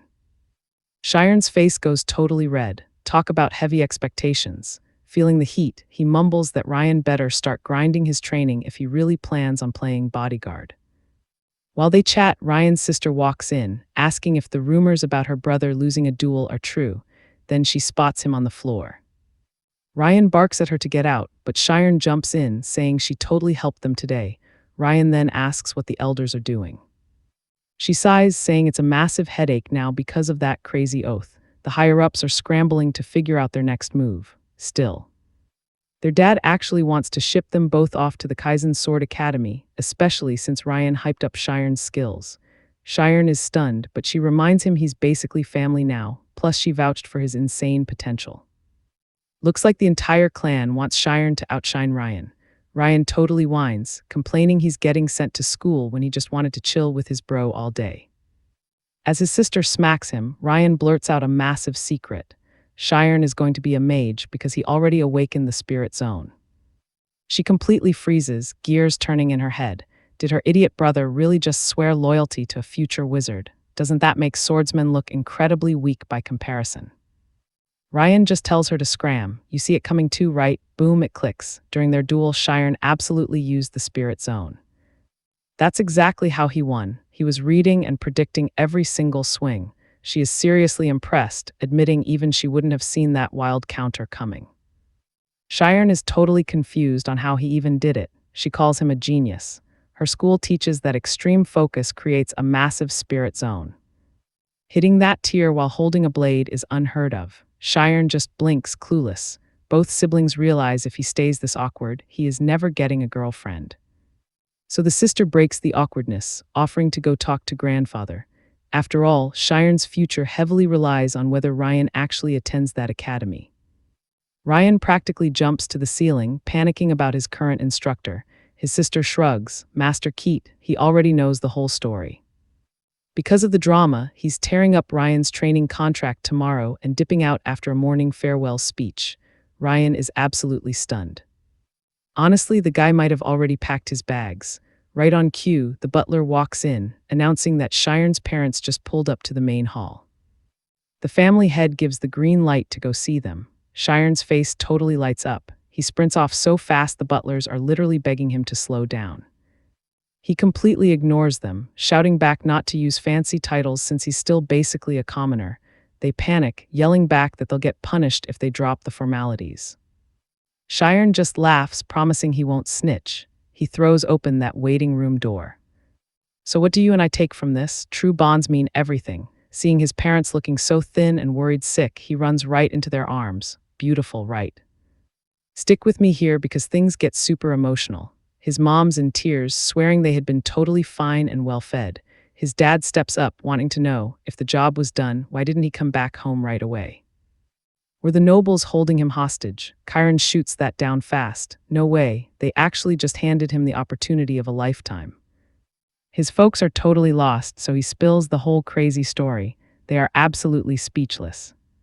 Just sorting books in a library, their kid scored a legit knight's oath from a noble. His dad needs it spelled out, though. Is this 100% real or just some sick, twisted joke? Are they getting played? Chiron shuts it down. Every single word is fact. Boom, his dad just scoops him up into a massive bear hug, claiming nobody leaves a noble estate unchanged. But right then, the head of the Ogent family himself, Biskov, rolls up, with Ryan and Rihanna standing behind him. Chiron's parents are shook. They jump up, bowing like crazy, asking why such a massive big shot is treating them this way. Biskov just asks if Chiron dropped the news yet. That is when the reality check hits. Their boy wasn't lying. Even parked in front of a giant feast, they are totally zoning out in pure shock. His old man doesn't even get what a knight's oath actually means. Still, he can't wrap his head around nobles treating peasants this nicely. Over tea, he presses for answers. Did the young lord seriously bow to his kid? The whole vibe just feels way too good to be true. Biskov locks it in. He tells them the Ogent family lives by a hardcore warrior code, and a knight's promise is absolute law. If they trashed Chiron's family over their social class, Ryan's honor would take a massive hit too. So yeah, everyone in the mansion is going to treat them like total royalty. He tells them to chill out and swears they will always have Chiron's back. Meanwhile, off to the side, the grandpa mutters he never expected that kind of talk from his own son. That just makes Shiren respect the Ogent family even harder. Taking in a commoner is wild, but Biscoff straight up picked honor over ego without scaring anyone. Now pay attention, because here comes the crazy part. Biscoff drops the bomb. Chiron can already use the state of the soul. He breaks it down. Hard work alone doesn't buy this power. You need god-tier talent from birth, and since Chiron is aiming for that mage life, Biscoff promises to hook him up with an unofficial magic license as soon as possible. He even pushes for Ulphus Magic Academy, literally a top 5 elite school in the entire kingdom. He never expected Chiron to level up this hard, but with his new status, saying no is just dumb. To match the Ogent standard, he needs this school. The grandpa, totally stressed, asks what this means for a basic lumberjack's kid. Simple answer: graduate from there, and boom, he officially becomes a wizard. His dad is floored, but Chiron is already dreaming of the academy, except there is one massive glitch here. Magic schools are for rich kids. Commoners absolutely do not get past the gates. So Ryan's grandpa throws down their only fix: adopt Chiron. His dad just freezes up while they explain this is literally the only loophole they've got. They slide a stack of papers over to his folks, explaining that a younger cousin in the family does not have any kids yet. Slap Chiron's name on that registry and the problem vanishes. They swear they're not trying to steal their boy. It is totally just a paper trail. I know what you're thinking. This is insane, right? Legally, it is his only shot at nobility. His dad's brain is short-circuiting because a peasant going noble sounds absolutely impossible. But signing that paper feels exactly like giving up their kid. He stares at Chiron, silently begging for an answer, but our boy's already got his mind made up. Grabbing his dad's hand, he flat-out refuses to be some random noble's fake son. His dad's eyes light up with hope, but Ryan's older sister jumps in to cool things down. She pushes back, saying it is strictly business on paper, and Chiron gets his wizard dream. Even the grandpa drops a reality check. Literally nobody gets a golden ticket like this. But Chiron holds the line. If leveling up means trading dads, he is staying a peasant forever. The grandpa snaps back that commoners get completely locked out of magic academies. But Chiron shoots back. If that is the real cost, he just won't go. The old man jumps out of his seat and starts screaming his name, demanding to know why he is acting this stubborn when winning requires sacrifice. If he can't drop this one thing, is his dream even worth fighting for? Chiron bites back. If that is how it works, the dream is trash anyway. It literally came from his folks. They were the roots that actually taught him how to read. His magic dream is just the fruit of their hard work. Every single thing started with them. This one shiny opportunity could never beat out the million chances his family already handed him. Cutting them off would be like letting his roots die. He is super grateful for the offer, but the only parents he recognizes are the two standing right beside him. Dead silence hits the room. The grandpa is stunned, wondering if this is pure morals, deep guilt, or just something way deeper. Then out of nowhere, Chiron's dad says they should just do the adoption. The grandpa instantly blocks it, saying the kid's own feelings matter the most here. But then Chiron's dad drops a plot twist nobody saw coming. Chiron isn't even his biological kid. His mom is absolutely shaking that he confessed, and Chiron is completely mind-blown. Vincent keeps going. He admits he and his wife could not ever have a baby. But then, like a miracle, Chiron just showed up in their world. He always figured the kid had noble blood anyway. A boy that brilliant didn't belong to a regular guy like him. Besides, changing his last name wouldn't delete his real origins. Biscoff pauses for a second, but honestly, everyone always knew Chiron never looked or acted like some random woodcutter's kid. Still, saying it out loud feels like a massive rejection. Chiron is hurt, asking how his dad could just drop a bomb like that without even talking to him first. Vincent tells him he is grown up now, so he finally deserves the truth. But Chiron hits back. Did his dad really think he hadn't figured it out yet? He never asked because keeping it quiet meant he kept his two real parents. But now, his dad is basically pushing him to have 6 of them. Vincent totally breaks down, sweating and sobbing, saying he just wanted his boy to chase greatness. Chiron says he isn't quitting. He just wants his dad to imagine the pain of being abandoned by his parents a second time. Vincent pulls him into this massive, emotional hug, begging for forgiveness and swearing he would never let that happen. He promises to stay forever and asks Chiron to forgive his dumb mistake. Makes you think, doesn't it? Sometimes parents hurt you the most when they're just trying to help. Let's dive right in. Raising a kid with zero backup is brutal on parents. Seeing all this, Biskov finally chimed in, saying Ulfia's Magic Academy had some special loopholes the headmaster just might approve. The grandfather could not picture a stubborn guy like that agreeing to anything, so he asked why alphas would ever owe him a solid favor. Biskov just smirked. He said for a guy who could twist his own ears, his son was living proof, 3 days later while Ryan was packing up for fencing school. The Ogent family actually let Chiron's folks crash at their estate for a bit, even after apologizing to Chiron. His dad kept stressing about how long he could stay brave this time, but hey, one major upside, Chiron and Ryan finally had a ton of time to hang out. But 3 days flew by and Ryan had to go. Crying his eyes out, he whined about being shoved into a carriage for fencing school, begging to just wait and enroll later like Chiron. Chiron grounded him, reminding him his own acceptance was not guaranteed. He promised to write every single day and swore they would hang out during school breaks. Ryan grabbed his buddy's shoulder, declaring Chiron had to become a mage. Why? Because Ryan was going to be the strongest knight around, the ultimate sword to protect him. He was getting super carried away until his sister totally smacked him. She told Ryan to just focus on studying because he had her seriously worried. Then she told Chiron to go hang with his family, promising their grandfather would handle the rest. Sharon thanked her with a deep bow. She just thought, wow, what a beautifully strange kid. At first, she honestly just saw him as a little brother, but he was way more thoughtful than that. Even during such a brutal goodbye, he refused to abandon his beliefs, so she cheered him on. He had to become a mage and keep an eye on her brother. Finally, Sharon hopped into the carriage with his folks. During the ride, they dropped a heavy warning: if he actually got into the Magic Academy, he would absolutely have to hide his background from everyone. He shared that exact warning with his best friend. This epic meeting between Rihanna Ogent and Chiron Arian, two fierce kids. Now pay attention here, because this right here sparked an event that literally shook their entire world. Boom, we cut straight to Ulfia's Magic Academy. Grandfather Ogenta sipped his tea, asking what the deal was. The guy sitting across from him had been dead silent for 30 minutes. Yep, it was that same old dude from way back.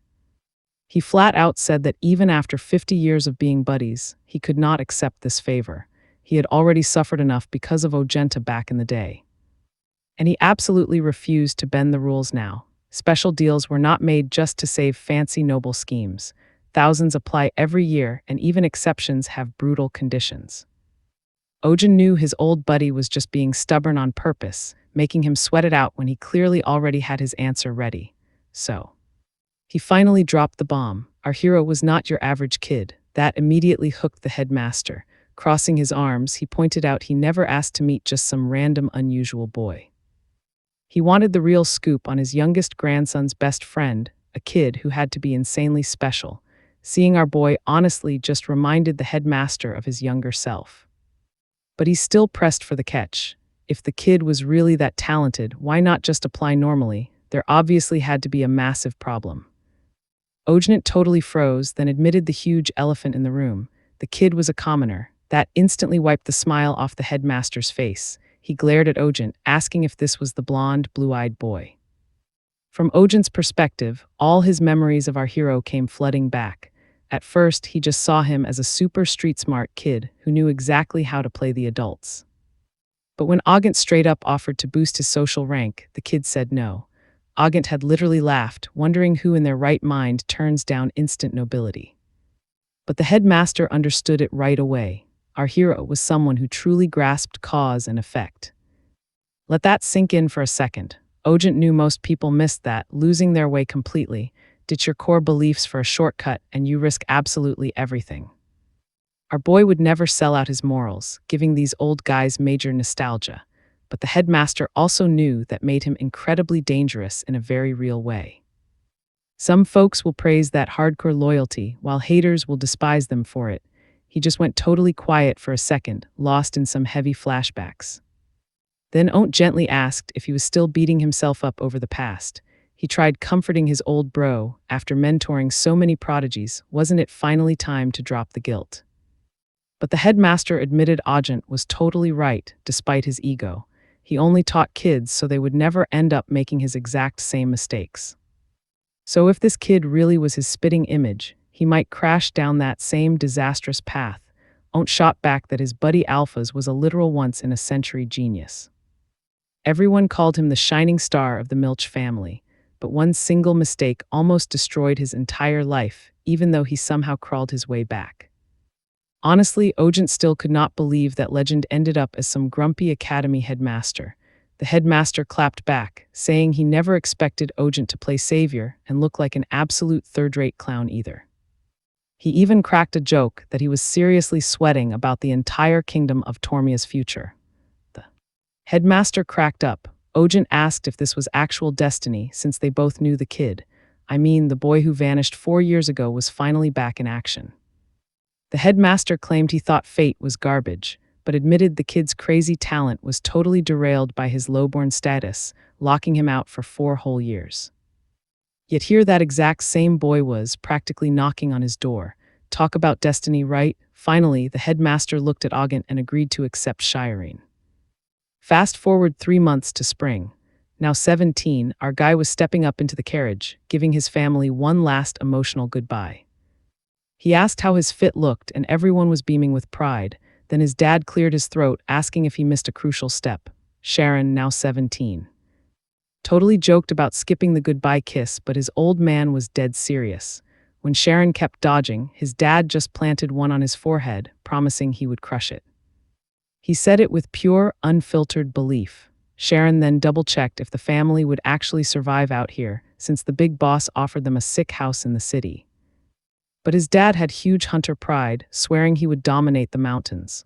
Plus, he already knew that even if he rejected the Ogent family's cash, they would sneakily help anyway. Sharon assumed getting into the Magic Academy would basically break the village news cycle, but his dad kept his mouth completely shut. Sharon totally got it. His dad hated feeling like a charity case, and that is where we leave it for now. His Magic Academy journey officially starts here, but stepping out of that insanely fancy carriage, yeah, super awkward. All right, jump in with me. Timoran says they made it, so Sharon steps out and gets his very first look at the massive Oasis Magic Academy. Timoran makes it clear his job is paying for tuition and gear. Sharon just needs to study. Sharon says thanks, but the butler totally plays it cool. Still, Sharon bows deep, giving a huge, genuine thank you.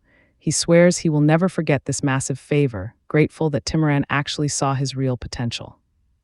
Timoran drops a harsh truth: peasants usually cannot beat nobles, but hey, getting a wild chance like this, super rare. He knows those rich nobles will totally look down on Sharon at school, but he tells the kid to stay super stubborn and fight through it. With a smile, Timoran says if he handles the haters, he will make it. Then he leads the way to finish up his actual registration. Oasis Academy is straight up famous for breeding total geniuses. Now our boy is finally about to see exactly who he is dealing with. Registration done, Timoran says peace out, telling Sharon to hit him up anytime. Sharon also finds out this place runs on a crazy 10-rank class system. 420 kids total, 30 in the top tier, but only 10 actually graduate yearly. Then the headmaster calls him over, asking if he is the newbie. He asks if Sharon remembers him. Sharon totally does, saying he could never forget their first meetup or this insanely huge opportunity. The boss says they can chat later, but first, he has to take the entrance test. Sharon is completely clueless about what kind of test he even means. But the headmaster promises it is super easy, just to place his rank. He asks if Sharon can enter the spirit zone, and our boy instantly says yes. The headmaster looks a bit stressed since the kid unlocked it solo. He wonders how crazy Sharon's life would be if he had trained since he was little. Still, it is late, and the academy has to teach him basics. The hall is about to get packed, and walking in early might actually ruin Sharon's rep right away. Stick with me here. The headmaster gets a better idea and offers him a quick VIP tour. Walking the halls, Sharon spots some wildly weird magic stuff, but the headmaster points him straight toward the main classrooms. He explains noobs study in ranks 10 through 8. Sharon is totally geeking out at kids using magic, but the headmaster says the next zone is way different. They hit the upper classes, ranks 7 to 4. The whole vibe in here is completely intense. Kids his age are super hyped, talking hardcore theory about energy points. Sharon is totally lost, and honestly, it is kind of terrifying. It is like they speak alien gibberish. Suddenly, a girl messes up her practice, but instead of raging, the headmaster just smiles, corrects her form, and gives solid advice. Sharon is mind blown. Zero yelling, he just calmly tells them to try it again. This whole place feels like a literal alien planet to him. But then, boom, he suddenly spots a familiar face he definitely did not expect to see. Walking further, he checks out a huge notice board showing the middle-class rankings. The #1 spot, a fancy noble girl he definitely recognizes. Sharon gets hyped up. Everyone here trains super hard, but that one name just absolutely crushes the rest, Karmas. That completely lights a fire in him since he is starting from absolute zero here. His new big goal, steal that #1 spot. He wonders if this top-tier Karmas is the exact same chick. One glance confirms it, yep, the same snobby girl who once tried to ruin him. He dodges away, praying she missed him. No such luck. She walks past, and her friend instantly obsesses over how insanely handsome our boy is. Karmas, though, she feels like she has seen him before. Her friend starts teasing hard, asking if she finally likes a dude since she normally ignores everyone. Karmas shoots it down, saying he is just vaguely familiar. But her friend keeps pushing for a crush confession. See, Karmas is literally the most popular girl in the entire middle rank. Older kids. Younger kids and her own classmates constantly chase her, and she curves them all. She is the flawless model student everyone totally worships. You and I both know this is bad, only he knows her past and he is sweating bullets. They hit the third testing area, already packed with kids. The director tells Sharon to watch the kid testing right now. This boy stands in the center circle, opening his spirit zone to sense letters on the ground. Judges ask the kid to describe what he feels to measure his zone's power. The director whispers to our boy, just keep it completely honest. They ask if he uses magic, and the kid says he can make stuff float. More skills means a higher score. Next, they ask the farthest number he senses. He says 6, and the teachers are completely shook.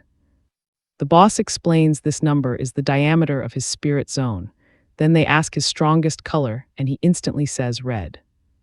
That makes him a divergent type. His zone is crazy strong. They keep grilling him on distance, shape, and even the temperature. His answers completely amaze the staff. It looks like this year's rookies are built different. Now it is Sharon's turn. The principal tells him to relax and just do his best. The teachers watch him like hawks since he is the special admit kid, but still. Many think he is a weird choice because 17 is way too late. Plus, using the Ojent family name makes him look incredibly suspicious. Most figure he will get absolutely crushed here. When asked about magic, our boy straight up admits he cannot use it at all. He never actually learned. That instantly triggers one teacher, even without real training, should he not know the absolute basics. The headmaster totally gets the reaction, though. Magic comes from mental knowledge, and rich noble kids grow up doing it naturally. Our hero, he never even had a shot at that. Watch closely with me. They tell him to step into that exact same circle and activate his zone. Instantly, all sorts of hidden secrets just light up right before his eyes. Stick with me here. They asked him for the farthest number, but he stayed totally silent. Everyone assumed he was embarrassed until the director pushed him for the truth. They weren't judging him, just trying to find his correct rank. Our guy finally spoke up, saying he could sense the number, but it was way too far away to actually read. They pushed him for an answer to finish the test, but he dropped a bomb. The distance wasn't the issue. He felt the number, but it was literally expanding every single second. A teacher brushed it off, telling him to just read whatever digits he could see first. So our hero calmly stated the sequence kicked off with 314. The teacher snapped back, saying that was impossible. He asked if the kid was absolutely sure, but then it clicked. The teacher's face dropped as he realized the crazy truth. Very rarely the board glitches and displays pi. That only happens when someone's aura is too massive for the scale, meaning our boy's spirit zone was easily over 30 meters. Next, they asked what color felt strongest. Kyron casually replied blue. That answer completely shocked everyone. Suddenly, the director realized exactly why his buddy begged him to accept this kid. He also panicked, wondering if the academy even had a class that could handle this insane talent. Another teacher jumped in, asking how many spheres floated around him. Our guy tried counting visually, then just used his senses. Without missing a beat, he said 867 spheres. The principal went completely pale, realizing how dangerous this much power was. Another teacher nervously asked how cold he felt. Our boy instantly replied that he was completely freezing. His stats were way too crazy, so they quickly asked him to wait outside. The staff needed a private meeting to figure out his placement. But man, the actual second the door clicked shut, the entire room just absolutely erupted into total chaos. They were completely losing it over a 17-year-old having a spirit zone past 30 meters. It broke their testing limits, plus his base concentration was 86.7 with 0 buffs. One instructor swore he was like some legendary monk who trained solo for decades. But of course, a hater in the group immediately started yelling that the results were faked. A total rookie with no magic giving those answers. No way. The hater claimed the kid was just guessing random numbers. Now watch this closely. The purple-haired teacher totally shut that garbage down. Nobody lies on a placement test, plus the staff completely forgot that pi even shows up as an error. They finally admitted this kid was built different and definitely wasn't flexing for clout. Right on cue, the big boss stepped up, asking which class they should dump this prodigy in.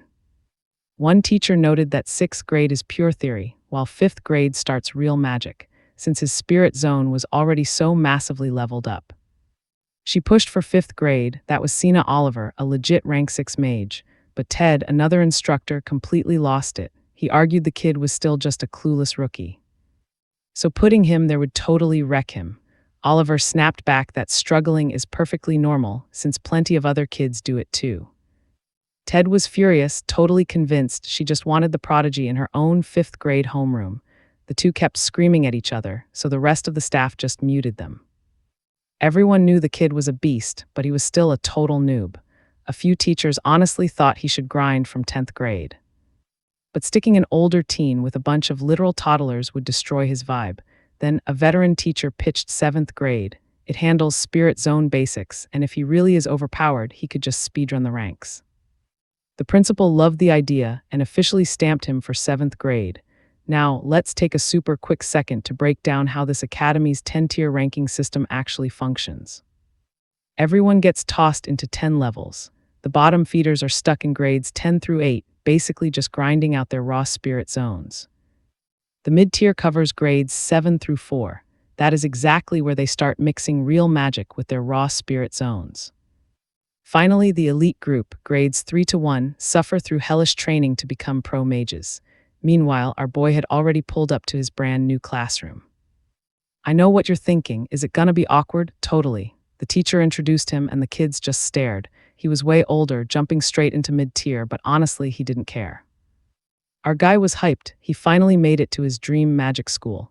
This insane academy actually covers 75.42 kilometers of mountain terrain. We're talking over 33 buildings, 40 training grounds, and huge dorms. You can only leave during breaks, but it's a whole city. Also, classes wrap up at exactly 5 p.m. After that, pure grind mode. Kids study all night or team up for intense research. That crazy hustle is why this academy is legendary, and our boy was absolutely pumped to be part of it. The classes were brutally hard, demanding insane brain power. Even the snobby rich kids who had private tutors since birth were out here sweating. But our guy was totally dialed in. He was ready to absorb everything, starting right from the basic history of magic, taught perfectly in order. He slowly downloaded all the world's epic lore into his brain, but when class finished, panic set in. He had practical training after lunch, but the schedule was blank on the location. So he tapped a random girl and asked for directions. She got super shy, totally caught off guard that Cheyenne actually talked to her, but she managed an answer. She told him today's session was at the second joint training ground. Confused, our hero quickly asked what a joint class actually meant. She explained that every middle-tier class mashes together twice a week, and today was the big battle royal. Our guy was stressed, trying to picture all those kids fighting in one massive room. But the second he walked in, the gym was absolutely packed and buzzing.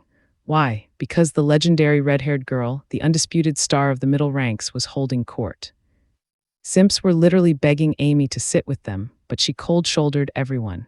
our guy saw her walk by and instantly remembered how ridiculously popular she was. He wanted zero drama and definitely wanted to avoid her, but with these massive classes twice a week, dodging her would be tough. Now, he just prayed he could blend in like a total NPC. Right then, Atala Romi, a badass rank 6 mage, stepped up. She called out the rookies who were doing this for the first time, warning them that this chaos was their new normal.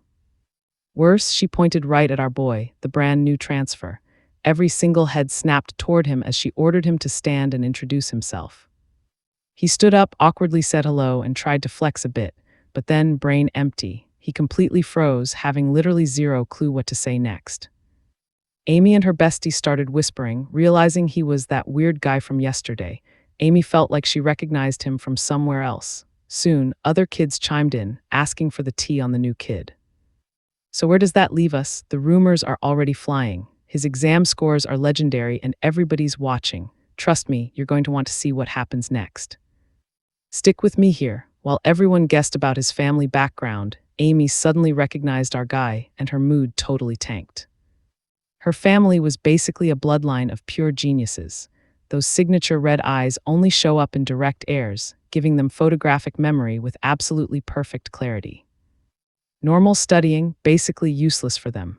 As the youngest daughter of Carmies, Amy was totally hyped up as the ultimate prodigy of the entire family.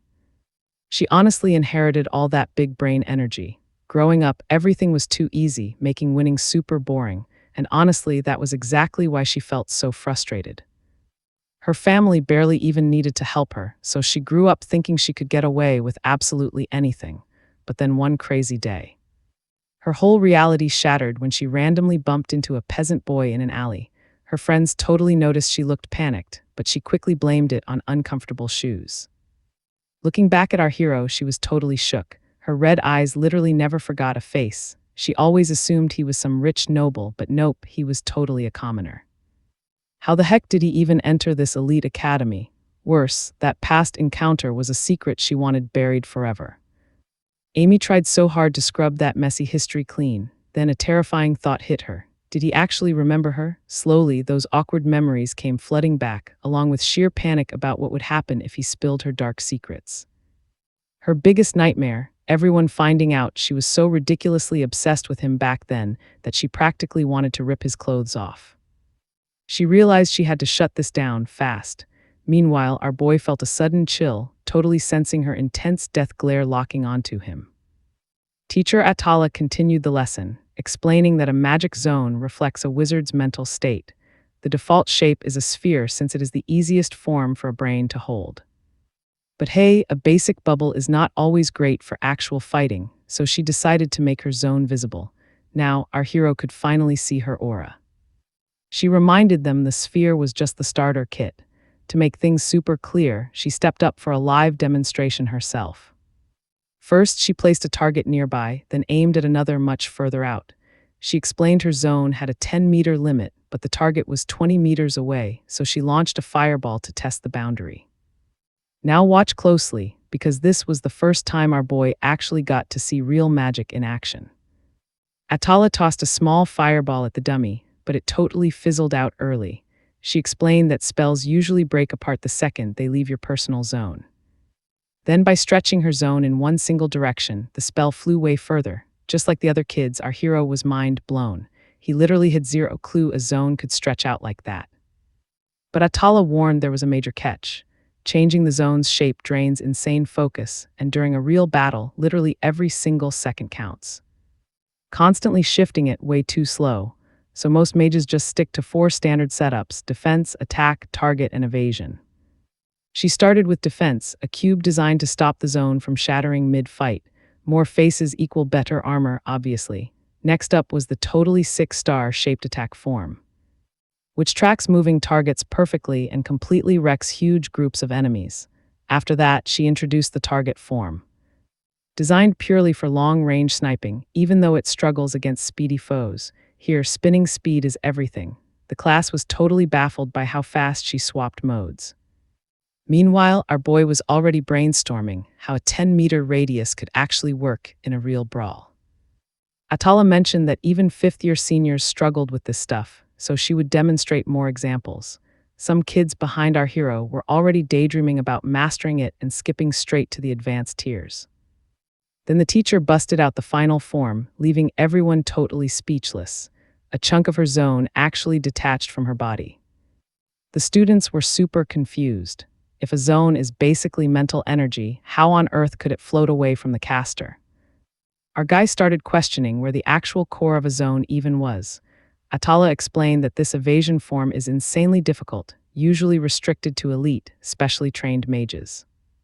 The absolute craziest part, if the mage leaves the center, the zone moves freely.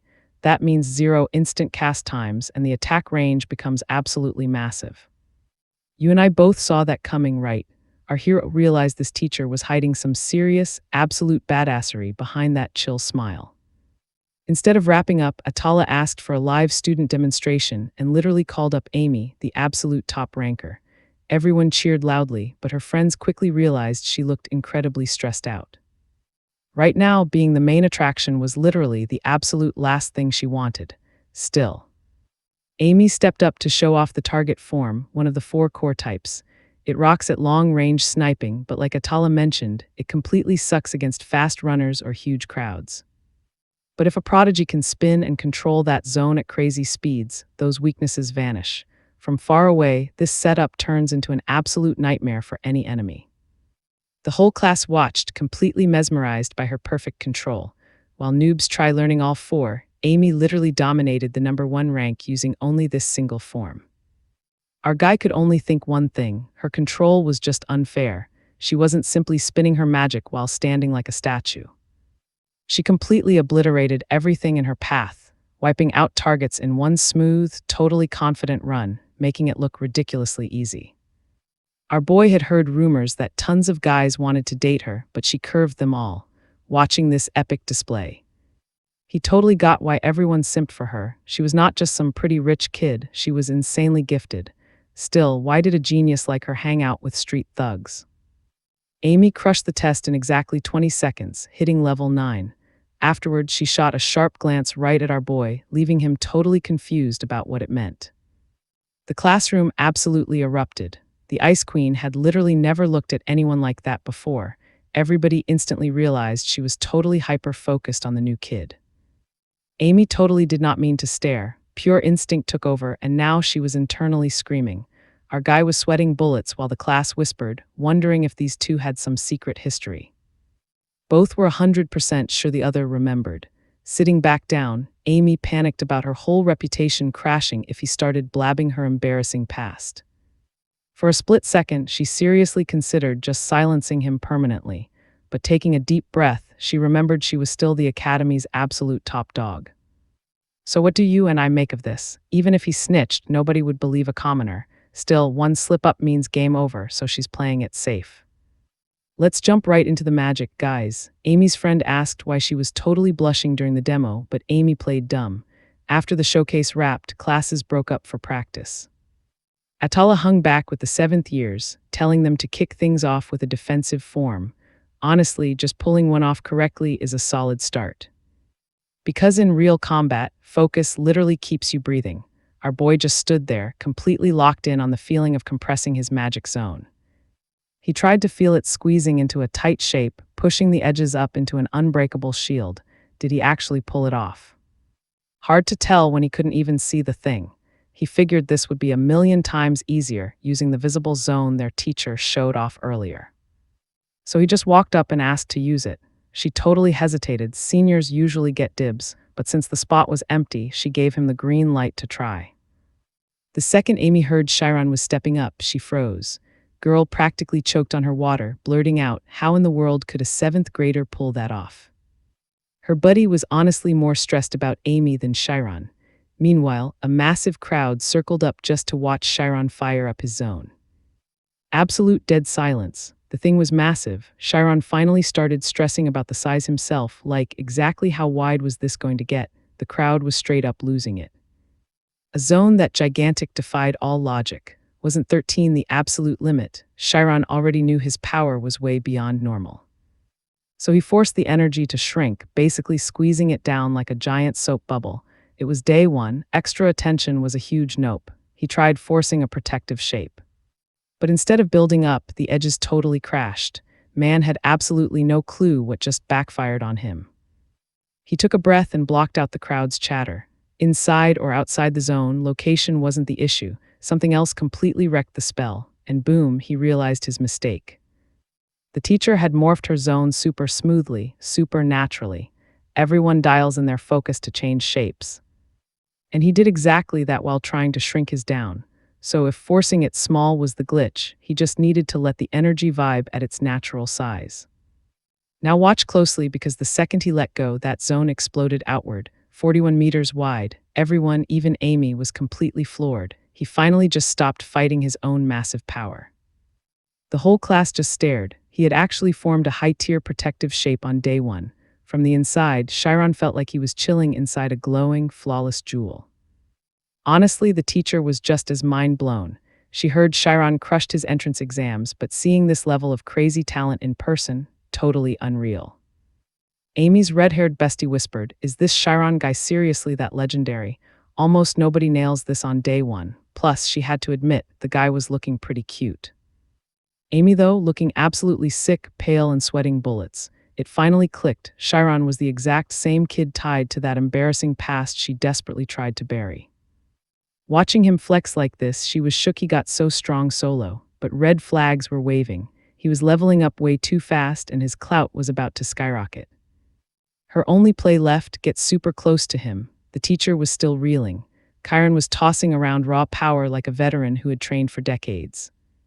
Chiron's voice snapped the teacher right out of her daze. He asked why his zones suddenly shrank. She waved it off, no big deal, totally normal. When zones shrink, they get insanely dense. With his crazy level of thickness, that shield could tank basically any physical punch, and even hardcore magic would struggle to crack it. Giving him some major props, she told him to drop the shield. Snapping back to reality, he immediately heard the whole class hyping him up like crazy. Clueless about why they were all staring, he just mumbled a thanks and bolted. The teacher just smiled. She knew exactly how genius Chiron was for pulling that off. Sure, his rare convergent type and massive zone were giant cheat codes. For now, she just watched him speed walk away, face completely red from all the hype. Dozens of eyes tracked his every move, packed with pure rivalry, deep curiosity, crazy respect, and straight-up jealousy. But you and I both know which stare actually matters, Amy's creepy glare. Cut to the next day, another heavy gaze is stalking Chiron. This time, that terrifying entrance exam teacher, Sina Oliver. Chiron had zero clue she actually taught fifth years, crashing the 7th grade class on purpose. Slamming her notes on the desk, she couldn't help thinking the staff's ruling was garbage. They honestly could have bumped Chiron straight up to 5th grade. The kid would have caught up eventually anyway. So Sina Oliver made it her personal mission to power level him herself. Chiron definitely caught her staring, but totally brushed it off as just him being paranoid. Then she flashed a smile, instantly spawning a chunk of ice in her palm. She challenged the class, explain this magic. What exactly defines cold and freezing anyway? The whole room dropped in temp, giving everyone goosebumps. But she dropped a truth bomb. It wasn't magical cold energy. Energy can spike forever, but it hits a hard floor. That dead-end floor, it's called absolute zero. Suck the energy straight out of anything at room temperature and boom, you've got instant ice crystals. Then she dropped the real question, what if you smashed that energy into tiny particles and made it flow? Dead silence, so she just spelled it out for them. You could create drops in temp brutal enough to literally kill, and when she casually mentioned they'd already tested that, yeah, the whole room got super uncomfortable. Next question was basic. How does a mage actually suck in energy and blast it? Sketching on the board, she explained that inside their zone, a magician basically plays admin. Inside that bubble, you are straight-up god tier. You can mess with light, scent, physical touch, literally bending reality to your mood. But even holding that cheat code, most students are totally clueless. Real spellcasting demands 2 god-level stats, raw power and big brain knowledge. That's the whole foundation. So just being a musclehead isn't enough. Mages basically have to be hardcore scientists too. It suddenly clicked for Chiron. That's exactly why his spells were still failing. He maxed out his power stat but completely ignored his knowledge tree. Sina told everyone to chill though. The academy was designed to teach them the rest. The zone is literally just step 1. Slack off on studying and you'll stay a fake mage forever. and just like that, she kicked off a hardcore chemistry class. Chiron paid close attention. Becoming a pro mage might honestly be way easier than he originally panicked about, after the bell finally rang. Some kids touched grass, others crashed, but Chiron hit the library every single day. And that's where we leave him, trust me, catching up to those elites won't be easy. All right, you and I are jumping right in. The lack of sleep was totally destroying him. Still, he kept grinding for his one big dream, basically praying someone would invent an anti-sleep spell. Then bam, his body lifted up, feeling insanely light. He looked down and realized he was literally floating in midair. Before he could even process it, some hooded creep behind him started dragging him toward the woods. Next second, he was slammed hard onto the dirt. The hood came off and boom, Amy stood there. Chiron knew they would cross paths again, but definitely not this fast. Now he was absolutely certain. It was the exact same girl from 5 years ago. Amy read his shocked face, instantly knowing he remembered her. Chiron had no clue what she wanted, but then she summoned literal fire. Pointing it right at him, she coldly warned that if he remembered, maybe she should just finish him right here. That intense threat instantly triggered his awful memory of the alley and his attackers. Amy recalled almost letting him go back then, but seeing him cry, it only made her want to break him more. But looking at him now, he was totally different. She actually couldn't stop wondering if this was even the same kid from 5 years ago. Chiron stood up. Yeah, of course he remembered. She literally told those thugs to strip him. Amy instantly cut him off, denying everything. That wasn't how it went down. Total misunderstanding. Blushing hard, she nervously asked if he honestly thought she was some massive pervert. That completely caught Chiron off guard. She desperately explained that the thugs wanted to strip him, not her. She never ordered that, but Chiron fired right back. She still totally wanted to see what was under those clothes. Turning bright red, she stumbled, admitting she never cared about guys before. Vincent realized that was why she brought him here to explain herself. Watch closely here, you and I are about to see her crack. He figured she was terrified of rumors spreading, so he asked if she just wanted to say one very simple thing. Sorry, Amy looked completely confused. Vincent said he understood. She wanted that day erased. But no matter her insane popularity or perfect act, the past wasn't changing. Wouldn't a simple apology be way easier than making up all these lame excuses? Amy was losing her cool. She felt like Vincent was cornering her with just his words. Life is never that simple.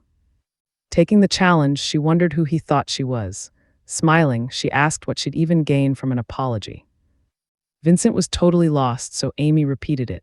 What happens if she says sorry? How could she trust him to stay quiet? Apologizing meant admitting guilt, putting her entire reputation at serious risk.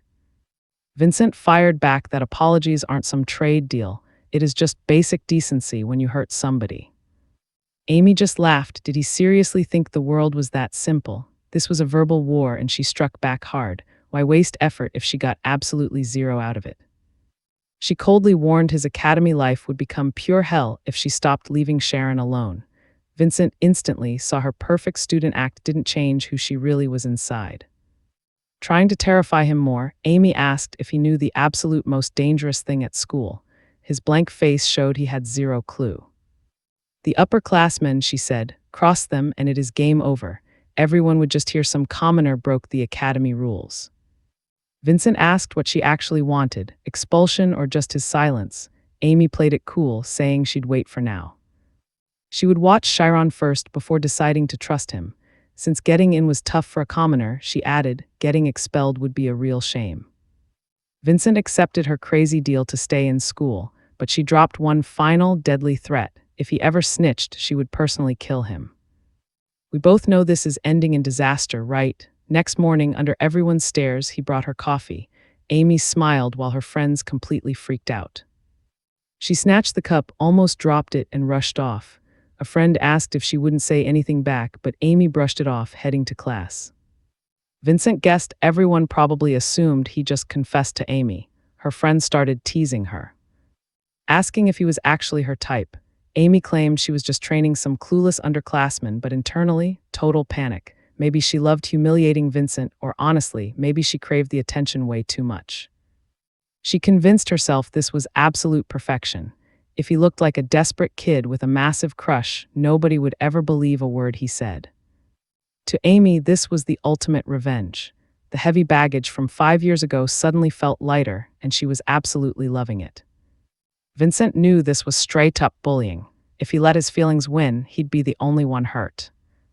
Whatever, Amy's lack of trust didn't matter. He would give her ultimate confidence and play his role flawlessly. Everything depended on his big brain strategy now, so he finally launched his master plan. 10 whole days later, Vincent was still delivering coffee. The girls ate it up, hyping him as the Academy's ultimate romantic. Everyone buzzed about him, confessing for the 10th straight time. Amy was absolutely eating it up. Especially with the crowd growing massively. With so many eyes on her, acting suspicious was a bad move. Better to just end things quietly. Then a friend asked when she'd return his feelings. That question hit Amy hard. She asked if her friend really thought she cared about boys. The answer was an instant yes. Rumors flew because she usually ignored guys, yet here she was, taking Vincent's coffee almost daily. Now the whole academy awaited a legendary romance. Amy snapped back to reality, seeing Vincent standing there with another cup. The crowd loudly chanted for her to take the coffee. Vincent flashed a weird smirk, pointing out he hadn't even spilled it this time. Though he visibly just wanted to rush back to the library, for maybe the first time ever, Amy actually blushed publicly. Was he secretly mocking her? This time she knocked the drink away and snapped. How many times would he keep this up? She shouted so everyone could hear. Did he think coffee meant true love? She called Kyron lazy, just chasing girls. You and I know this is pure chaos. She banned that stupid coffee forever. Her friend quickly stepped in, desperately trying to calm everything down. All right, stick with me here. He followed Amy, asking about the ugly rumors. Blushing hard, she swore nobody cared. People were just bored. She figured this drama would totally fade once the seniors became the new gossip. But nope, the whole crowd backed Vincent, thinking Amy crossed a major line. Meanwhile, Vincent secretly loved it. Maybe he should actually keep this act going. While everyone pitied him and said he got crushed, Vincent was honestly having an absolute blast. Later that day, Amy sat in the library, totally zoned out. How did this situation get so wildly out of hand? She only tried stopping a new kid from spreading gossip, but accidentally sparked way bigger rumors instead. She thought she handled it perfectly, yet now, it was eating her up inside way more than she expected. With her insane memory, she could literally replay her exact feelings. So she flashed back to day one, when Vincent first brought her that coffee. At first, total clown behavior, but day after day, his eyes stayed exactly the same. No flinching, no shifting pupils, it completely blew her mind. People fake their feelings all the time, but eyes never lie. Those micro-expressions are basically impossible to hide, so if Kyron kept his gaze perfectly steady, he either had god-tier emotional control. Or he was completely genuine. That night, her friend asked if she was heading home since it was late. The friend totally offered dinner, but Amy shot it down. Noticing her weird vibe, the friend asked if she was sulking over rejecting Vincent's coffee. Amy frantically denied it, but the teasing just kept coming. Her friend told her to keep it real, then bounced. Amy was completely drained. Absolutely nothing went her way today. Her brain was completely fried. Stepping outside, she spotted a familiar face waiting in the dark. It was Arian Chiron. Amy snapped, asking why he was even there. Just bored, he smirked, telling her to chill the attitude, mentioning those wild rumors about Kyron liking her. Amy glared, asking if he just came to mock her. Instead, he held out a cup, bragging that his coffee was leagues above whatever garbage Vincent poured, because supposedly. This premium brew was what an icon like Amy deserved. She had zero clue what his game was. Then he started flexing, boasting about being the royal martial heir, unlike that loser. Amy iced him out, saying she definitely wasn't in the mood for his clownery, since when were they even close enough for this kind of chit-chat? She knew damn well Arian's little squad would humiliate her in a heartbeat. Stepping up, he blocked her path, growling that insulting him meant disrespecting his entire family. He wouldn't let anyone from the Carmi family drag their name, but Amy didn't flinch. She fired right back, calling him a pathetic, arrogant jerk. She straight up called him a clown, shaming his own bloodline, the exact same loser running that shady group secretly poisoning people. Oh, that triggered him hard. He sneered, asking if she even grasped his family's insane power over hers. Dropping the nice guy routine, he threatened to bankrupt the Carmi family with a single snap. Right then, Amy realized the massive amount of pure rage he was hiding, and completely unlike Vincent, his eyes looked totally dead, like rotten fish. Now watch this part closely. He asked if she seriously thought he was worse than Vincent. If so, he'd play dirty. He threatened to permanently cripple Vincent's magic, but honestly, he didn't even get to finish his little villain speech.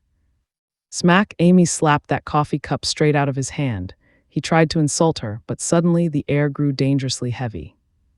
A massive targeting circle flared up right beneath Amy. She went deadly serious, demanding to know his exact plan. Drake, completely frozen in pure panic. He couldn't believe her aura flipped that fast. He stammered that school rules ban magic, but Amy fired back instantly. Shireen relies on his own raw power, not daddy's money. She claimed a trashy guy like him wouldn't dare make a move, pretty face or not. Drake knew if he stepped into her strike zone, she'd literally incinerate him. Massively outclassed, he scrambled away, plotting future revenge. Once alone, Amy slumped against the brick wall, completely confused by her own intense reaction. Was she scared or terrified he'd find out her secret? Then Sharon's promise hit her. He swore to earn her trust. Staring at that spilled coffee, panic hit. What if he stopped visiting her? Regardless, one thing became crystal clear. Days later, Amy's little showdown exploded into massive, real-deal trouble. Amy's friend dragged Sharon to the gym over it. The message claimed it was from a dark magician. Sharon genuinely thought this ridiculous drama was already finished. He guessed Amy might keep picking on him, unsure what to expect. Then he realized Amy was missing. Only her friend Sarl was standing there. Sensing terrible vibes, he stepped up. The second he got close, she absolutely lost it, screaming in pure panic. Obviously, that made him yell right back. She demanded Amy's location. Chiron was completely clueless, so Sarah shoved a threat letter at him. Amy needed to reach Hall 14 by 6 o'clock or Chiron was getting castrated. No teachers allowed or permanent regrets. Chiron asked who this fake dark magician even was, 30 minutes earlier. You and I saw this coming. Some guy blocked Amy and she completely snapped at him. Smirking, he handed over a sketchy letter saying his boss demanded a meeting. Amy almost blew him off until he warned that her boyfriend would die if she bilayed. That froze her solid. Reading the note, she instantly knew Jake orchestrated this. Sarl read it and totally freaked, wondering who this dark magician boss was. Just regular thugs, the same street punks bullying honor roll kids, and honestly, why target poor Shy? Amy guessed it was payback for fighting back. Sarl desperately begged her to alert the teachers, since both her and Chiron were in massive danger. It definitely made sense.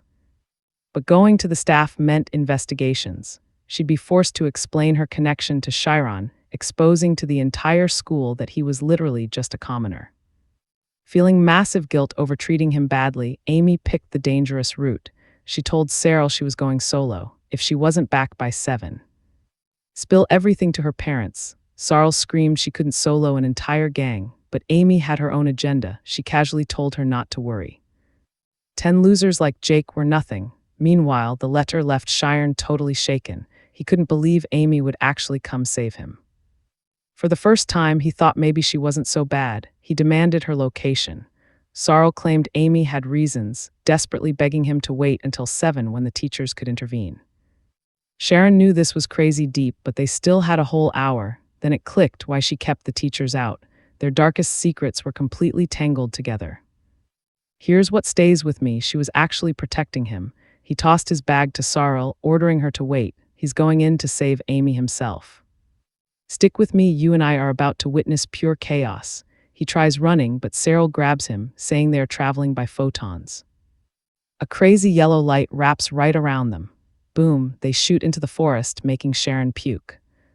But Sarah totally ignores it and sprints for the training grounds. Nobody is there. Maybe they arrived 10 minutes early or the kidnappers changed locations. Still, he knows Amy will show up. Forget his own past, Amy is in way more danger. He begs Sarl to go warn his parents. She is way faster. Sarl points out Amy told him to wait, but Sharon insists he has to help since this is his fault. That leaves her totally stumped. Sarl zones out for a second. Is Sharon really that precious to Amy? Have they been secretly dating this whole time? Sharon shuts that rumor down fast. They are in real danger.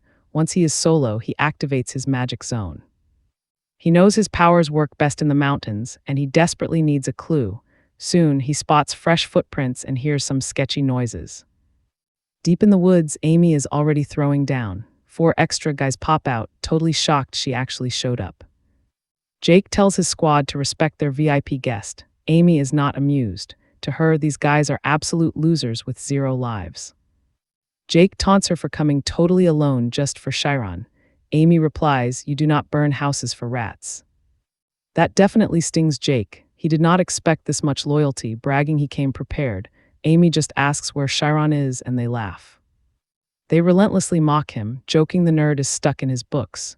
Amy actually laughs back, saying wiping them out will be super easy. Now watch closely, this is where it gets totally wild. Massive flames erupt from nowhere, roasting the squad. She's not playing games. Jake yells that her targeting form is flawed, so they just need to rush her. Spoiler alert, it fails. Amy keeps landing brutal, heavy hits. Her target form is flawless with 0 openings. Amy proves real combat is way different from the practice room.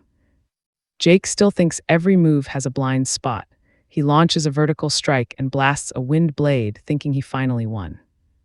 But Amy casually dodges the cheap trick and instantly blasts Jake with straight fire. Jake loses his mind, calling her completely insane. He whines about wasting time on this garbage when his grades already suck. Pointing fingers, he swears revenge, but Amy ignores his trash talk. Then bam, Jake's spell nails her right in the eye. The agony is insane. The whole squad just laughs at her getting trapped. They bet she will lose control under Jake's anti-magic trap. Amy is totally stunned that a massive creep knows forbidden magic. She instantly realizes how doomed she is. Her red eyes cannot even heal her before wind vapor chains her up. Jake smirks, asking if she is finally ready to accept yesterday's offer. He warns her to answer carefully for her own sake. Gross truth time, Jake just wanted her all to himself. Amy shakes, completely helpless since her magic circuits have been dead since age 12. Even then, she desperately hunts for an escape. Jake just keeps running his totally obnoxious mouth.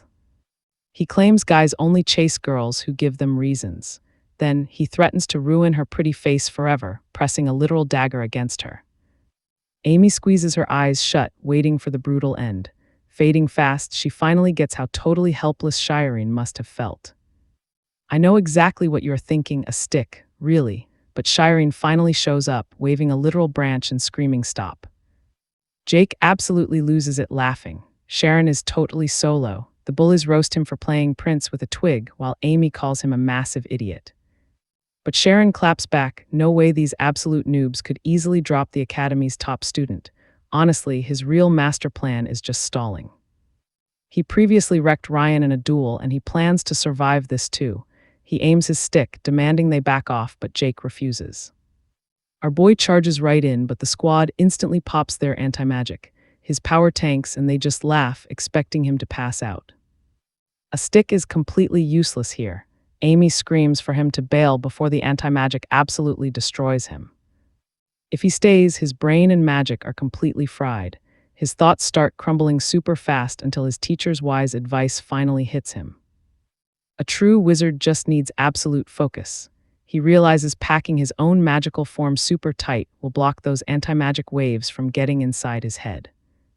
The bullies realize he is actually tanking their hits. Instead of panicking, they just crank their power higher. Amy practically begs him to run away, but nope, he breaks through the pressure and pushes his form even further. Suddenly, Jake sees their own anti-magic bouncing right back. He screams at everyone to focus, but our guy attacks, blasting the squad with their own cursed waves. They all hit the dirt screaming. Amy just stares, totally mind blown. Is she safe outside the blast radius, or did something way crazier happen? All she knows is the anti-magic is totally gone. What shocks her most is our hero's insanely cold and rock-solid zone. Meanwhile, he can literally feel every tiny bug under his boots. Jake just slumps against an oak tree, totally defeated. He is completely speechless. How did 6 guys lose to 1 nerd? They genuinely think he secretly majors in anti-magic and used privilege to enroll. Jake absolutely snaps, screaming if Chiron seriously thinks he can win a magic duel. He thought crushing a magicless kid would be a cakewalk. But before Jake can even blink, Amy straight up punches him in the face. She is not done yet. She absolutely wrecks him until our hero finally pulls her back, and she instantly passes out. Trust me, you gotta see what happens next. Stick with me here because things are getting wild. He felt super uneasy. Seeing Amy passed out from total exhaustion, our hero whispered thanks and she instantly woke up embarrassed. She asked why he even got involved and told him to run before teachers showed up, but he admitted Carl was coming to tell Amy's parents, even though she totally said no. Amy just grabbed her head, groaning that getting the academy involved would make everything worse. He just didn't get how this place worked. Once wizards started digging into a mess, absolutely zero secrets stayed hidden. She yelled, asking if he actually wanted their secret out. He said whatever, they nearly died anyway. Jake, still awake, heard everything and realized they were hiding something huge. Amy begged our hero to run for it, but game over. The teachers were already here. She prayed for the chill older teacher. Nope, it was Ted and Sina, the absolute scariest instructors. Serial was right behind them, sprinting straight over to check on Amy. She was completely freaking out. Ted fired off a complex scanning spell, spotted the kids on the ground, and demanded to know what happened to Amy. Sina marched up to Chiron, saying they rushed over immediately. So what went down? Jake instantly jumped up, begging to explain everything. He totally lied, claiming it was just normal teenage drama and a friendly duel. Sina called his bluff immediately. She knew about the threat letter and the crazy anti-magic spells used. Did this kid even care about the rules? Jake tried making excuses, crying that Amy was way too overpowered, so they needed anti-magic. Then he pointed out his own squad looked way more beat up. He blamed Amy for attacking first outside the library, claiming that triggered him into challenging her out of pure anger. He even dared to ask why she didn't snitch sooner if she was so innocent. Amy snapped back about his crazy threat to kidnap Sharon. Jake argued they never threw the first punch and nobody kidnapped anyone. Instead of getting a teacher, Sharon just ran over there like a total hero. So Jake twisted the whole story, confidently pointing the finger at our hero and Amy as the real masterminds. Now watch closely. Jake demanded the truth, totally smug and convinced his rich family status made him untouchable. He was ready to blow everything up. He bragged about exposing their big secret to the papers, the church, everybody. Sina finally snapped and told him to shut his mouth. He and his goons literally used lethal anti-magic. They knew perfectly well it could fry Amy's brain or straight up send our hero to the grave. For her, that was enough to expel them. Jake just laughed, asking if she even knew who he was. Ted tried playing peacekeeper, reminding her Jake's family basically funded the school, but Sina shut him down. Aren't teachers supposed to actually protect their students? She declared the academy would survive just fine without his dirty money. Jake threw a tantrum, screaming they'd see who really gets the boot. In his arrogant brain, cash was king and everyone would eventually bow to his rich daddy. Just wait. But Sina was absolutely furious now. Before kicking his bratty self out, she decided to teach him some manners. She activated a crazy spell, making Jake scream for his life. A massive ice block covered in deadly spikes trapped him. Our hero watched in pure shock because the ice never even touched Jake's uniform. Her control was absolute perfection. Seriously, no wonder she was famous as the ice magic genius. Staring him down, Sina asked if money could honestly buy him that kind of raw talent. All the tough guy could do was cry and beg. She dropped the spell, saying she knew he had bullied tons of other kids before. The school always turned a blind eye without punishing him. Jake yelled it was because of his fat wallet. Sina told him to wake up. This academy wasn't about buying your way to the top. It taught something cash could never touch. When he asked what, she fired right back. Their shared dream, the ultimate goal of becoming a true wizard. Those heavy words suddenly hit Jake, reminding him of his very first day here. Back then, they all just wanted to be amazing magicians. Wasn't that the whole point? And now he was destroying those exact same precious memories. Jake finally looked down, reality hitting him hard, and mumbled an apology. Deep down, that shared dream was still the most important thing to him. Jake and his crew would definitely regret this and try to be real wizards again later. Right now, they got patched up and tossed into detention. Then came the awful part. Our hero and Amy sat in counseling, getting grilled about why they stayed quiet. The teachers scolded them, saying kids need to run for help, not play action hero for a talented upperclassman. They wanted the honest truth. Amy decided to spill everything, and our guy knew dodging this was basically impossible now. He had no clue who knew his background, but then, can you believe this? Amy blurted out they were dating. Every single teacher was absolutely stunned. Serial instantly connected the dots, remembering Amy screaming for help earlier. Those bullies thought nobody was coming, but in Serial's wild fangirl imagination. Sharon totally busted in like a literal knight in shining armor, one-shotting the bad guys. Then he promised to protect Amy forever and always. He scooped her up princess style, almost kissing her while all the background girls completely lost their minds. Carl swore she watched the whole epic scene happen. Suddenly, Amy sneaked up behind her, asking what kind of crazy gossip she was starting. The whole school was already hyping up this fake romance. Amy told her bestie to kill the rumors because it was totally fake. Her friend was thrilled though. Already picturing them sneaking around and making out, she thought Amy should be super happy. Now all those creepy dudes would finally leave her alone. Later, the teachers drilled Amy for answers. It felt super suspicious since she literally ignored every guy on campus. Amy played it cool, saying she knew Chiron from before. So reuniting here was pure destiny. Then she shot Chiron this intense, crazy look that had him sweating bullets under the pressure. She kicked his foot to play along. He agreed fast. Trust me, you gotta see what's next. All right, you and I are jumping right back into the madness. The teachers bought the excuse for Chiron saving Amy. Honestly, she preferred that fake dating rumor over exposing their actual crazy history. She just stayed completely spaced out. But then dinner hits and Serial totally loses it. She claims she knew all along. She even hyped Amy up about sharing a class that day just to see her supposed boyfriend. The second they stepped into the hall, Serial went full interrogator mode.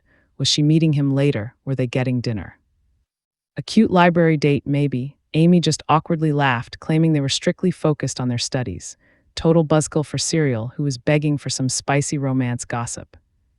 Amy knew Chiron was already dealing with way too much. The guy just deserved some peace. She even caught herself smiling, genuinely happy that he was thriving. Then she instantly panicked and shoved those feelings down. Cut to the training grounds. Amy yelled out to Chiron, totally teasing him about missing her. He got super flustered and begged her to drop the joke. Honestly, Amy hated that reaction. Yeah, it was all fake. But it felt like Chiron was building a massive wall between them, and she could not figure out why that stung so badly. So she marched right up, declaring they did not need to act like total strangers. They had way too much history for that. Meanwhile, Serial was basically levitating with pure hype. Seeing Amy act this bold for once had Serial convinced this was true love. Amy leaned hard into the bit, openly calling them a real couple. But Chiron was not playing along. He called her out for being a senior and belayed back to his squad. He already knew this fake dating scheme was a total disaster. The rumor mill here was absolutely vicious. Haters were already spreading lies that he only got admitted for his good looks, totally blowing off his classes just to play the dating game. That is exactly why everyone assumed he was totally magicless. Sharon was literally shaking because just 48 hours ago, word got out that Amy was officially off the market with him, and tons of bitter guys were furious they missed their shot. The sheer jealousy was off the charts. One angry dude straight up snapped, calling Chiron a total fraud and loudly announcing that he bombed the midterms completely. Now pay close attention here. He scored dead last with exactly 30 points across the board. The whole class lost their minds, demanding real answers. The crowd instantly decided Sharon was some spoiled Nepo baby. They figured a rich family bought his way in while faking his genius status. To them, he was just a total gold digger chasing a top-tier academy girl. The backlash was absolutely massive right away. Students were raging about how unfair it was for a total scrub to steal a spot and bag a popular girl. They called the whole setup completely rigged, swearing Sharon was just coasting while everyone else actually grinded. They felt the academy was totally playing favorites, but the absolute second Chiron walked through that door, dead silence. Still, the vibe was insanely heavy. He casually asked a guy about their next period, but the dude just rolled his eyes and completely ghosted him. Chiron was not stupid. He did not even need to ask. Those haters had been trashing him super loud on purpose. The worst part, Amy's reputation was tanking because of him. Later on at practice, the drama did not stop. Sharon kept hearing all the toxic whispers flying around.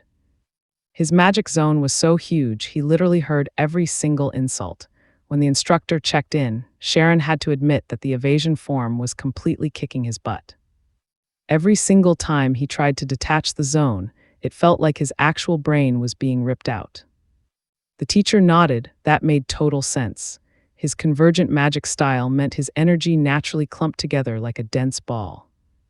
That specific type is terrible for evasion, which needs crazy precise control, but when he casually mentioned mastering the other forms without breaking a sweat, she was super hyped. She ordered him to flex his skills right there in the visible zone. Chiron Loki panicked. She wanted a live demo with all his haters watching. But she gave him an out, saying no pressure if he was not feeling it. Honestly, he was the only 7th grader packing all 4 forms, and she was desperate to see it. I know what you are thinking. The teacher saw his hesitation, but she dropped hard facts. A true powerhouse never lets random haters shake their focus. That hype speech gave Chiron the ultimate boost. He told her to judge his skills, and instantly the whole room locked eyes on him. The bullies were already laughing, betting he was just trying to flex for Amy like a total simp. Ignoring them, the teacher ordered a back-to-back showcase. Sharon knew fluid form switching was the golden ticket to leveling up. A solid performance here meant ditching the 7th class forever and completely silencing his critics. Booms, he drops the protection form first. Amy immediately realizes it leveled up. That 144 face barrier was legendary, literally more like a tank armor than a shield. His target form, absolutely flawless. The teacher smiled, realizing his form switching speed easily crushed the 5th graders. This kid was definitely getting promoted today. Then came evasion, the final boss he could not beat. Exposing this weakness felt absolutely awful. But he had to step up. Now the entire room, including the elite 5th graders, stared him down as he fired it up. The trick was hitting the absolute center of his zone before it collapsed. He tried syncing it up like in training, stumbled for a split second, took a deep breath, and reset his stance. But then he caught those judgmental stares, visualizing the whole room mocking him. Amy immediately sensed his panic. He was crushing it just a minute ago. Now his energy was violently shaking from the pressure. Sharon could not grasp why these kids thrived on seeing him crash. Why were they praying for his downfall? Deep down, he knew the ugly truth, but then his inner voice screamed at him to snap out of it, focus up. He remembered his real goal. He came here to become an absolute god-tier magician. Screw the haters. The second he locked in, his energy completely mutated. Jaws hit the floor while Chiron pushed his limits, desperately praying the zone would not just collapse again. But boom, cliffhanger. The scene actually cuts back to the instructor reviewing some classified academy files. She is reading a combat report revealing Chiron tanked direct anti-magic using just a basic protection shield. Let that sink in for a second. Anti-magic is wildly lethal. Even max-level pros need special gear for it, so what do you and I make of this crazy twist? Stick with me here, guys. She could not fathom how Chiron just wrecked 6 students. His mental power had to be bigger than all theirs combined. Was he just born a total beast? Right then, Chiron got a surprise visit from the exact teacher who trained his forms. And she brought epic news. He actually nailed the evasion form. Dude literally pulled it off yesterday after just one single day of practice. Thanks to his visible zone, she saw him hold it for 4 whole seconds. Sina was absolutely hyped. This was exactly what she expected. To hype the kids up, the teacher suggested a special reward. Sina agreed, so a few days later in chemistry class, Sina wrapped up early for a massive announcement. She told Chiron to stand up and drop the bomb. He was skipping to 5th grade. He'd start tomorrow, meaning a totally new schedule. The whole room absolutely lost their minds, skipping 2 grades at once. That was completely unheard of. Everyone wondered if his family paid off the school. Before Sina could walk out, one girl stood up, yelling that a jump like this was totally ridiculous. She demanded to know how a kid with 0 magic could skip ahead. Sina froze. Wait, how could Chiron seriously still not cast basic spells? She asked him directly. Seeing all those familiar judgy looks from his classmates, he just swallowed his pride and admitted it was true. That blew her mind since most kids learn basic spells just for fun. Still, she clapped back, saying sixth grade doesn't even grade spell casting, transfer approved. Then another dude jumped up, crying about how unfair this was. He argued a zone is not real magic and demanded to know what Chiron could actually do. He'd only accept it if Chiron cast something. Immediately, that toxic kid got the whole class on his side. They threatened to snitch to the student council. Now pay close attention here, guys. Sina suddenly realized this wasn't just kids whining. Something way darker was happening.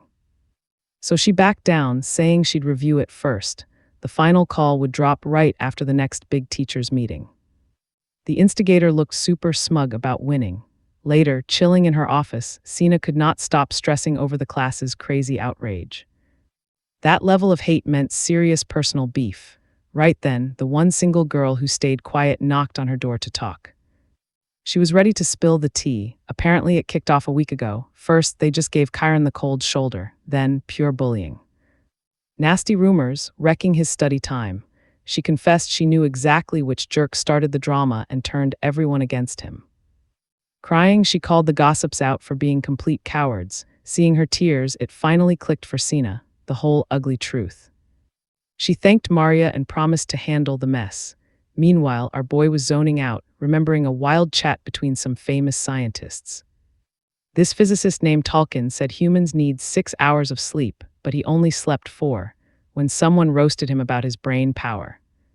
He joked that teenagers are basically mutants who don't even need sleep.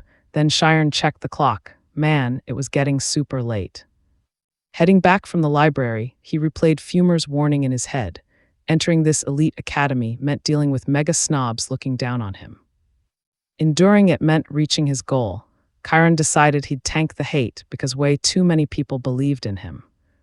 Haters aside, he was becoming a mage. Back at his dorm, a late-night knock startled him. Were those toxic bullies back for round 2? Nope, it was teacher Sina. Completely shook, he offered her some tea. She passed, apologizing for the crazy late visit, just wanting a real chat. You and I saw this coming, right? Looking at his desk, she finally understood everything. Checking his grades, every single subject was perfectly balanced. Chiron was grinding his base stats, learning everything at once. He wasn't rushing for quick wins. It wasn't that he couldn't learn magic. He chose to delay it, but why no proper schooling earlier? That blunt question completely caught him off guard. Sina realized he was way chill here compared to class. He maintained eye contact, soaking it all in. He had basically answered her in his own silent way. Studying was a huge grind, but he loved the academy. Then, Sina got to the real issue: was he being bullied? Chiron played it cool, saying everything was perfectly fine. She pushed him to drop the act, reminding him teachers have his back, but honestly, he knew he couldn't force them to stop hating. Sina was stunned by how unbothered he looked, but Chiron clarified he wasn't dead inside. He just knew you can't magically force people to like you. He'd just stay true to his grind. Even if all 40 classmates thought he was a total joke, that's literally just 40 tiny opinions. Somewhere, someone would get his vibe. Smiling, Sina promised to remember his awesome mindset at the big meeting. Bam! At the meeting, she pitched Cheon's early transfer instantly. The whole staff was absolutely mind-blown, hearing an entire class was ganging up on one kid. Still, some older teachers pointed out that newbies without raw talent always get completely roasted. So they kind of got why Chiron was targeted, but facts are facts. It was straight-up discrimination. The real debate, approving that crazy transfer. Some cheered, saying having young prodigies graduate in 4 years makes the academy look sick. Then Professor Ted stood up. Yeah, incoming mega drama. The headmaster asked if he had a problem. Ted admitted Chiron had skills, but the real issue was blatantly obvious. The kid still had 0 magic. Brushing off the rest of the class's anger was a horrible call. Sina snapped back instantly. She reminded everyone Chiron purposefully focused on book smarts first. No good teacher should mess with a student's personal grind. Ted cut her off. That wasn't his point at all. He called out her massive favoritism toward Chiron, which Sina furiously denied. He argued Chiron only made everyone else look bad by min-maxing one stat. So what do you and I think? Is Ted right or just a massive hater? He warned this could crush the other students and totally kill their motivation. Smiling, he asked if dumping all their resources into one genius was really a smart move. Stick with me because you and I know exactly where this is going. Sina was furious, swearing Ted wanted to sabotage a gifted kid. The usual epic rivalry was exploding again. The other teachers just rubbed their temples, wondering how guys with such crazy personalities ever became high-level wizards in the first place. Finally, the headmaster stepped in. Enough was enough. They could settle this without starting a full-blown war since both sides actually made some solid points.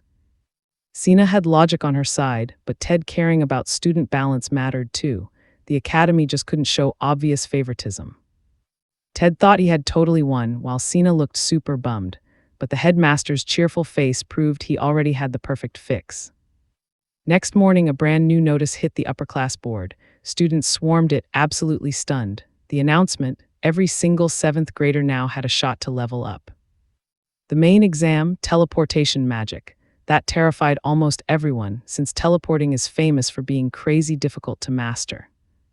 When Chiron read the board, it clicked. He was fighting for promotion now, too. Soon, even the older kids were gossiping about the 7th grade loner causing all this drama. By the time class ended, the entire academy knew the wild exam was coming, and they knew exactly who started it. Amy overheard the rumors and froze. Chiron got bullied because of her. That explained why he kept his distance. He didn't want her caught in the crossfire. Carl figured the 7th graders were just acting like petty kids, blaming him for everything. Honestly, it could have happened to Amy too if she hadn't transferred out so fast. Suddenly, Amy sprinted off. Carl yelled out, asking where the heck she was going. Her answer: she was heading out to knock some sense into that boy. How could Chiron hide something this huge and drag the whole 7th grade down with him? Carl tried holding her back, but Amy just totally snapped at him. Now pay close attention, here is where the drama spikes. Carl warned that barging in would just crush his pride, but Amy didn't care. What if he didn't even like her? Why keep this a secret? Then the teleportation test crossed her mind and she started shaking. That magic is super dangerous, especially for a complete rookie like him. Carl suggested she teach Chiron herself, but with finals right around the corner, time was basically running out. Amy muttered that if he couldn't pass, he definitely wasn't boyfriend material. Later that evening, she literally flew past the academy towers, heading straight for Chiron's dorm room. She tried convincing herself this wasn't just because she felt guilty, but honestly, first things first, she wanted him on his knees begging for her forgiveness. She crashed right through his window and clamped a hand over his mouth to silence him. Amy was totally ready to say she came to kick his butt. But then, plot twist, teacher Sina was already hanging out in there. Sina smirked, teasing Amy. Was this their usual routine, sneaking into a guy's room every single night? Amy's face turned completely tomato red. She blurted out it was a huge misunderstanding. Sina just grinned, guessing that explained why Amy and Sharon acted super awkward in class. Totally flustered, Amy swore this was her absolute first time doing a window break-in. Plus, Chiron was the one who insisted they hide their hangouts at school. Then Amy fired right back. Why was a teacher chilling here so late? Sina calmly explained she was just helping him prep for that insanely tough teleportation exam. Chiron awkwardly handed Amy some tea, which instantly calmed her down, for about 1 single second. Then she ripped into him for getting publicly humiliated and keeping her entirely in the dark. Sina quickly interrupted, telling everyone to sit down and focus on the exam. Sharon just sat there, looking completely out of his depth. His strict teacher and his crush right next to him. Wild. Amy demanded to know if practicing teleportation was even remotely safe for a total magic newbie. You and I both know this sounds crazy, right? Sina admitted she was worried too, but trusted the principal's plan. Still, Amy couldn't believe they were treating a lethal spell so casually. So Chiron asked straight up, is teleporting actually that dangerous? Amy explained that the spell uses pure light magic. Since light is the fastest thing in existence, the spell basically hijacks that speed. That insane momentum lets a person shatter space and time to travel instantly. Chiron asked if a human body could seriously transform into light. Sina agreed it sounded completely nuts, but even a beginner could pull it off. She dove right into the magic theory. She explained that light speed breaks into 4 stages, and teleporting completely depends on controlling that light magic. Because of this, your body's mass drops heavily during the cast. Shiren instantly realized the terrifying risk crashing into solid objects. Sina smiled, praising his quick thinking. Feeling super jealous of their instant connection, Amy interrupted. Meanwhile, Shiren asked how the academy planned to make a death trap exam remotely safe. Not wanting to be third-wheeled, Amy pointed out he could ask her for help too. She explained the teachers would definitely clear out a huge, obstacle-free zone. When Shiren asked where a place like that even existed, Amy pointed up. The mountain training grounds. Sina chimed in. The exam was a literal race between two massive peaks. Shiren nervously laughed. No walls, sure, but one tiny mistake and you plummet to your absolute doom. Ignoring that, Amy asked how they even pick a winner. Sina explained that first place simply goes to whoever crosses the finish line first. If everyone fails, they score based on whoever managed to teleport the furthest. They'd start on easy mode to keep fatalities low, but honestly the teachers were still stressing. Desperate students fighting for promotion, they might just start blasting each other midair. Amy suddenly realized Sharon would be massive target practice. Meanwhile, Sharon quietly questioned if he could actually survive this madness.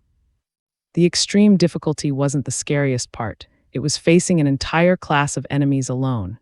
If someone got badly hurt because of him, could he live with it?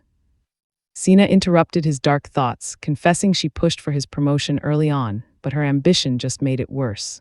Sharon quickly reassured her it absolutely wasn't her fault. Then Sina dropped a bomb. She was going to personally train him. Amy instantly tensed up, demanding to know why a teacher would go to such extremes. Sina explained she just wanted to level the playing field for this incredibly unfair exam, but Amy shot back that special treatment would only make him a bigger target. So where does that leave us? If folks found out, he'd be doomed. So Amy confidently declared she was going to train him instead. Stick with me, guys, because we are diving right back in. Both Sharon and Sina were totally stunned, mostly because Amy had somehow stopped being mad. Sina asked if Amy really had time for this while trying to crush the upper exam early. Sharon was shocked too. The graduating class, that is where elites stand above the rest. These students were the ones recommended for pro-magician status. Their skills were basically already at professional levels. Coming from a famous school, even the Royal Academy of Magic magazine hyped them up, but reaching that class meant the easy life was officially over. From there on out, non-stop rivalry and absolutely brutal training, and Amy wanted to reach the top before anyone else. Shireen kept questioning her, and she turned bright red when he asked if she was rushing things. Amy immediately snapped back that it was all his fault. He was leveling up so fast, graduation was the only way she could stay ahead. To Shireen, she looked totally incredible. Aiming for #1 in the upper classes was just amazing. She was not scared of the future at all. Even with that insane pressure, she still came to help him. Watching her argue with S.A. and insist on helping totally moved him. S.A. kept saying a real teacher should handle Shireen's first magic lesson, but Amy flat out refused to back down. She stepped right into Shireen's personal space and demanded he choose his trainer. He just stared, completely shocked while she pressured him, her or the teacher.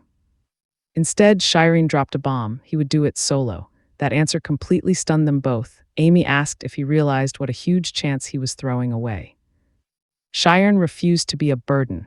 They both had major roles in this upcoming exam, and S.A. was literally going to be one of the judges. Now pay attention here. Amy argued that everyone else was hiring tutors. The whole class was already against him, so why make things harder by training completely alone? Shireen said he already knew that. He also knew Amy wanted to hit the upper class early. She just could not sit still with a massive future waiting for her. Then he told her the 5th grade was his first real step toward becoming a true magician, just like it was for her. He begged her to trust him. He could not promise he would succeed, but he wanted to give it absolutely everything he had. No regrets allowed. Sina smiled. If that was her student's wish, she would accept it. She told him to come by any time he had questions, on her way out the door. She told them to wrap it up, warning Amy to stop sneaking into the boys' dorm. After Sina left, Amy sat on Sharon's bed, breathing heavily. Then it hit her. She was alone in his room, literally sitting on his bed. Time to bounce. Reaching the window, Sharon thanked her for coming all the way to see him. Amy asked why he was avoiding her. If someone was bullying him, he should have spoken up. This was not just his problem anymore. It was theirs. Remembering comments about his pride, she asked if that was why he stayed quiet. Sharon replied he just did not want to leave her behind. I know what you're thinking, romance, but nope. He ruined the moment, saying he just did not want to lose sight of his high school girl idol. Amy totally froze, but he just kept rambling. Ever since arriving at the academy and seeing her name at the top, he desperately wanted to catch up. He never expected things between them to get this awkward, and if he had admitted he was getting bullied, it would have felt way too weird. Amy paused, remembering exactly why she enrolled in this magic academy. Then she totally snapped. She rushed him, pointing a finger right in his face. Was this guy serious? Why keep calling her high school girl with a straight face? Sharon had no idea why she was so mad. Amy moved to the window. If he really wanted to surpass her, he had to stop using that nickname. Only then are they equals. Fail, and he calls her senior for life. Right then, Sharon finally called her by her actual name, Amy. She was totally stunned. Turning back, she saw his eyes burning with confidence as he promised to catch up. Amy smiled and told him to hurry up, because by that time, she would probably have already graduated from the academy. Watching Amy leave through the window, our boy thought it would have been nice if she actually taught him something. But he knew people were watching him. Whatever he achieved, he had to earn solo. The early transfer exam was just a month away. The next day, students gossiped about the exam and the hired tutors. About 20 people were taking this brutal test. Our hero was obviously one of them. He carried a pile of theory books, planning to study alone. The only problem left was the practical part. In real combat, a mage's surroundings constantly change, but teleportation requires exact data. If the location shifts, the magical energy and light calculations have to change instantly too. Those insane calculations only held for 10 minutes across 20 square meters. Sounds totally impossible, right? Still, he reminded himself the teachers would never give an unsolvable test. A test no one could solve. Sharon previously said teleportation was pretty easy to learn, but that didn't help much here. The dude had never actually studied magic before. While 7th graders could probably do it effortlessly, they had trained since childhood with the absolute best tutors money could buy. Could he actually close that massive gap? Suddenly, he remembered the exact answer the principal had given him years ago, back when he was just a kid sitting near that tree. Right ahead, a student trained for the same teleportation test. His teacher praised him for finally managing to teleport. It was Mark, a 7th grader. His elite 9th-ranked teacher called him talented, but warned mastering it would take over a month. Still, if he finished the material and just practiced, he should pass.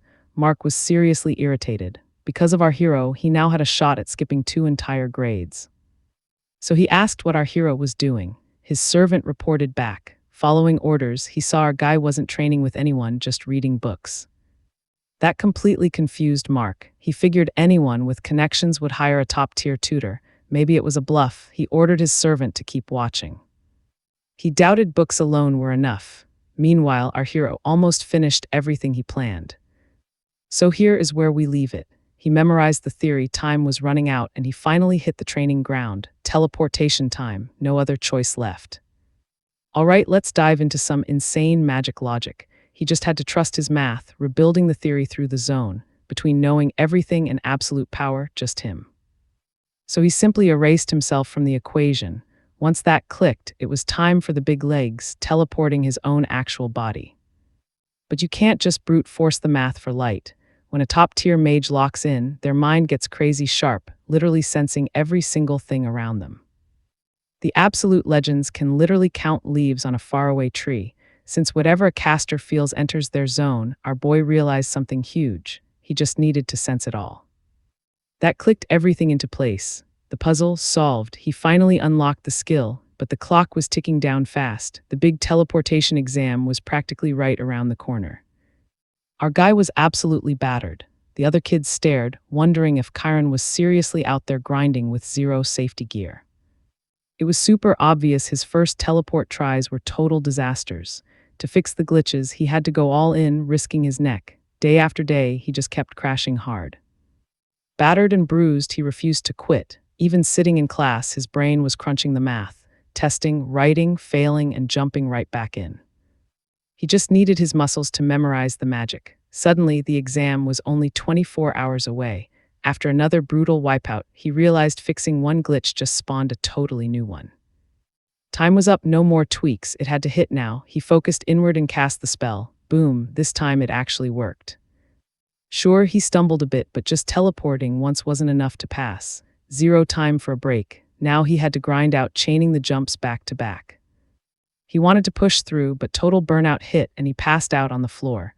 Meanwhile, Mark was living his best life. He fully believed today was his history-making ticket straight into 5th grade. 700 meters, child's play to him. Back at school, Mark cornered Maria outside the room, smugly asking if she was bailing on the test. Flustered, she asked what he meant, wondering why he wasn't outside prepping. Mark fired back that top-tier talent like him didn't even have to sweat passing. Then he totally roasted her for just standing around, saying a girl with her trash grades should at least go watch the pros work. She tried awkwardly wishing him luck. But Mark shut that down fast, calling her the teacher's little snitch. She panicked, wondering how he knew, but he was just fishing and she completely gave herself away. He sneered that everyone already thought she was a weird loner, so the ratting made perfect sense. Then he aggressively shoved her right against the hallway wall. He claimed he only played nice since they shared classes. Then he lined in, asking if she knew what his high school status would mean for her. Leaving her absolutely terrified, he strutted off. He honestly couldn't grasp why a massive coward even wanted to study magic. Maria just stood there, crying her eyes out. Watch closely because here is where the dirty tactics start. Mark stepped into the room, checking if their trap was set. 2 goons would crowd Chiron early, while another duo blocked him later. That gave them 2 clean shots to wreck our boy. Mark ordered them to pin him down on the first 10-meter jump, waiting until at least 10 kids passed him. A few lackeys doubted Mark would actually pay up, but he swore on it. After all, his dad was a massive big-shot advisor for the Maine Magic Association. If they played dirty for him today, he'd hook them up with elite tutors and endless favors. In his arrogant head, the trap was flawless. Up on the mountain, the entire 7th grade had grouped up. Nobody expected this massive turnout, especially the 5th graders. Everyone was hyped to see who might actually skip grades and join their ranks. The test takers were lined up and ready. The teacher called it. It was go time. The brutal exam for the 21 applicants was starting. A massive crowd of students gathered to watch, totally mind blown by how insane the rules sounded. Even Cheyenne and Amy made an appearance. Amy was super confused why they were even watching a 7th grade test. Cheyenne just smiled, saying she was there to hype up her boyfriend's score. Amy sighed, knowing the real talents would pass anyway. The weak ones would totally flop, but honestly, she couldn't stop wondering if our boy had actually mastered teleporting. You and I both know what's wrong here. Mark smirked, asking where our hero went, only to hear he was a no-show, back at the dorm, still knocked out cold on the floor. Amy realized he was legit missing in action. Carl started panicking since he was nowhere to be seen. Suddenly, a terrible thought hit Amy. What if he literally never figured out how to teleport? Major guilt hit her for not forcing herself to tutor him. Teachers and students braced themselves as the instructor broke down the rules. On the mark, they had to warp straight over a massive abyss. Farthest distance takes the win. The kids were absolutely terrified, missed the jump, and it's a straight drop into nothing. When the kids freaked out about safety nets, Teacher Ted just coldly told them to pack up and quit if they were scared. Any magic student knows the risks. People literally die doing this. This was a brutal skip exam to find true 5th grade material if they couldn't keep themselves alive out there. They had no business showing up. Ted actually smiled seeing them freeze in fear. Still, the real wildcards were the tryhards ready to risk it all for the win. Mark's crew openly mocked the wimps who signed up blindly. Mark was already dreaming about these exact same losers crawling back and begging him for favors later. But his biggest obsession, finding out if that transfer kid really tried learning to teleport completely solo. Seeing the empty spot, it seemed like a total fail. Mark was smug either way. His trap was fully loaded. The proctor then yelled for everyone to get on the starting line. The buzzer was about to sound, but wait, she spotted our boy sprinting like an absolute madman out of the tree line. The whole crowd gasped as he skidded in, panting, begging to still take the exam. Right then, Amy yanked the binoculars from Carl, desperately scanning for our guy. That's when she saw it. He was completely covered in crazy bruises. Did he actually grind that hard with zero safety gear? One teacher begged to delay the start, but the principal shot that down instantly. He coldly stated these kids were responsible for their own prep. No delays. The proctor officially announced the start of the craziest test of the year. She offered our boy one final chance to tap out, but nope, he grinned and locked in. Mark glared, signaling his goons. They absolutely had to wreck him inside those first 10 jumps. The countdown hit 0 and tension spiked. Boom, they were off. You could tell they'd practiced, but doing this over a literal death drop, completely different vibe. So what do you and I make of this madness? With empty air below, it was pure chaos to the edge. Mark knew rushing wouldn't work. Survival here meant timing every single jump perfectly.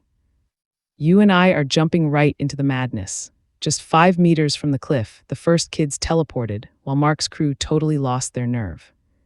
He looked down, feeling the pressure. But our boy, he didn't even slow down. He knew it wasn't the right time to make the jump yet.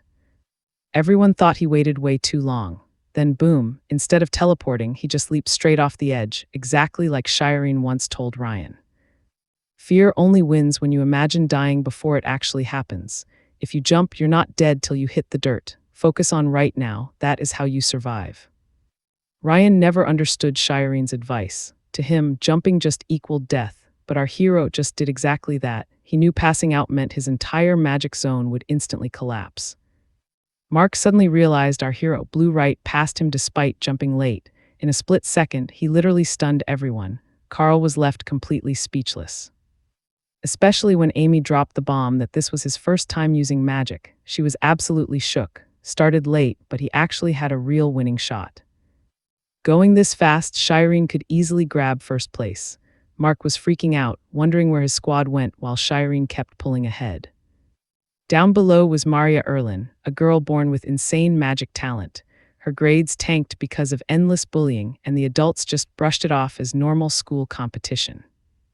That is why she was stuck in 7th grade for 6 years. She despised bullies and totally refused to let Mark take the win. By the end of Phase 3, everyone split into 3 groups. Mark and Sharon led the front. Group 2 trailed by 3 meters, followed by the kids who completely panicked and cast way too early. Some of them couldn't even fly straight. The teachers, not surprised at all. Kids who give in to fear always wipe out first. Watch closely, this gets wild. Hitting bottom, they realized the fall wouldn't kill them. The last group completely failed, and the middle group mostly washed out too. Mark could swallow that. What really ticked him off was Sheen widening the gap without even breaking a sweat.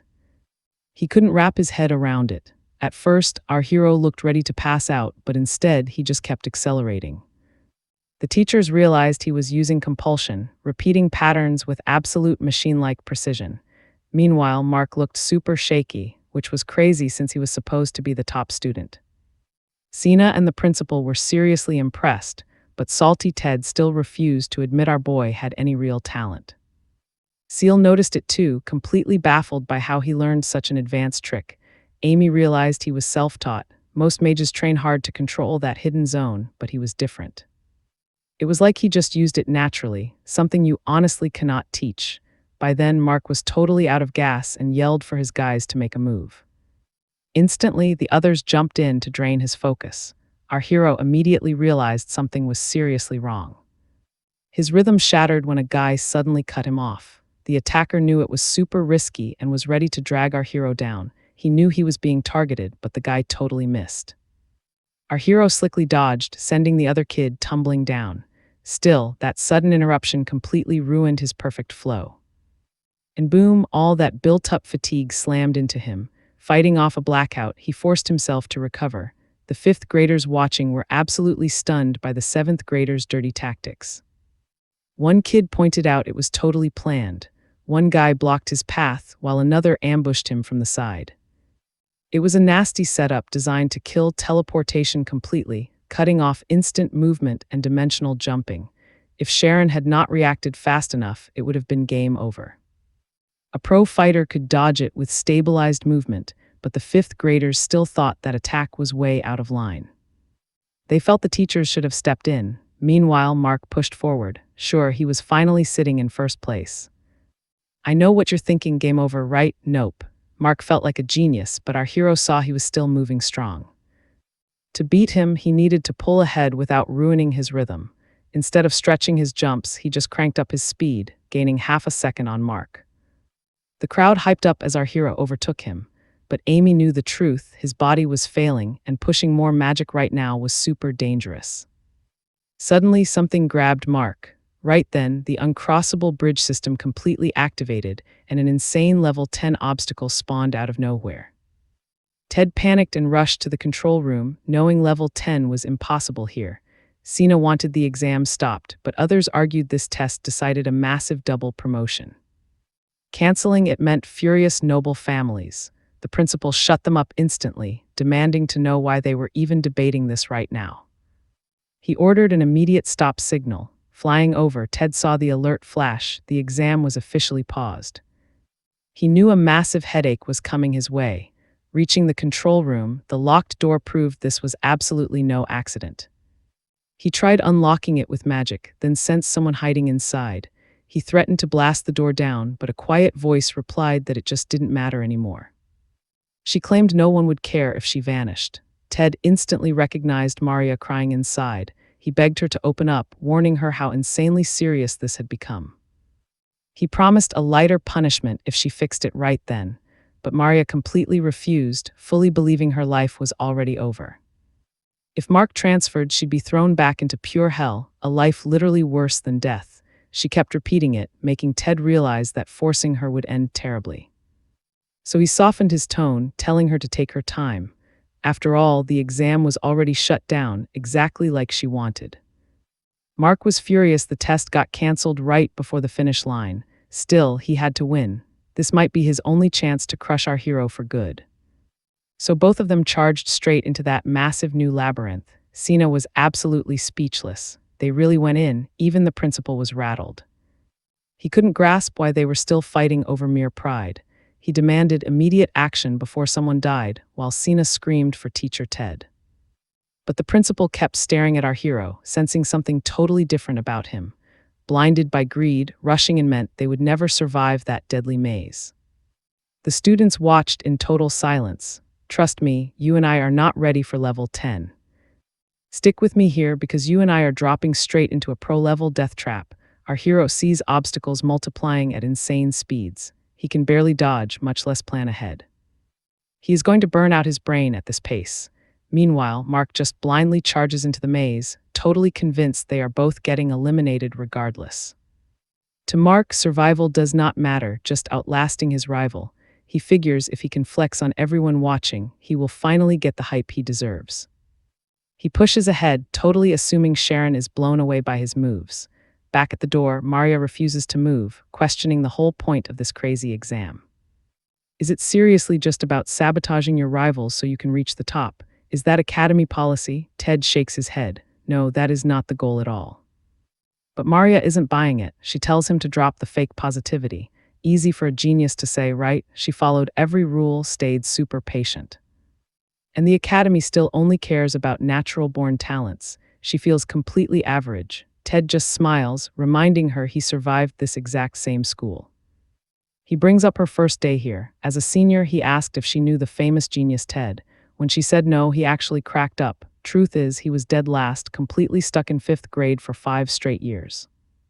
Watching his buddies level up while he stayed behind made him absolutely furious. Maria still thinks he's joking. But Ted keeps it real. He even got busted getting into a massive brawl, and the principal completely chewed him out. Ted didn't even try to make up excuses. That is when the headmaster dropped some wisdom. A true wizard never compares themselves to others. You have to kill your ego, focus inward, and only then do you actually level up.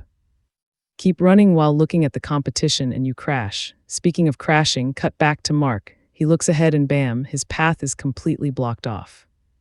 Instantly, he knows zooming in blind was a massive fail. Thinking it is game over, he shrieks for help like crazy. The crowd actually squeezes their eyes shut. Now watch closely because this is where it gets crazy. Our hero swoops down and literally catches him. The whole crowd is stunned. He just saved his worst rival. Winning should be priority number 1, right? Not for him. But even while getting carried, Mark is still screaming his head off. Our hero literally tells him to shut up so he can think. He figures out these traps are actually a giant moving maze. The only play is mapping the pattern from far away. He flies higher for a bird's eye view, but guess what? The trap tracks him. The crowd sees it happen. Realizing that gaining altitude is totally useless, he dives straight back down. The students are mind blown he is surviving this solo. Did they totally misjudge this guy? Suddenly, the entire arena erupts into massive cheers. Serial is standing there, absolutely completely shell-shocked by the hype. Amy gets it, though. Kyron isn't grinding just to ace some exam. He wants to master magic itself. Meanwhile, Ted drops more facts on Maria. Competition is just a speed boost. Taking your time to reach the goal is perfectly valid, too. Cross that finish line and you are still a wizard. Maria completely breaks down crying. It is not over and Ted has her back. Watching this epic save, the principal orders the exam to keep rolling, taking full responsibility. Back inside, our hero zones in. These traps, they are moving like living creatures. The attack pattern is way too wild to read, and hauling Mark around is dragging him down. Plus, Mark will not stop screaming in his ear. He knows he needs to literally feel the maze's flow. He has pulled off something like this before. We are talking pure, ultra-instinct level dodging right here.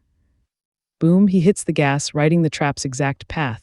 He moves so insanely fast that Mark straight up passes out. The director is baffled. Sure, danger unlocks hidden power. But most folks cap out once their ego or greed is satisfied. Looking at our hero, he senses zero ego. Wait, does this kid have infinite potential?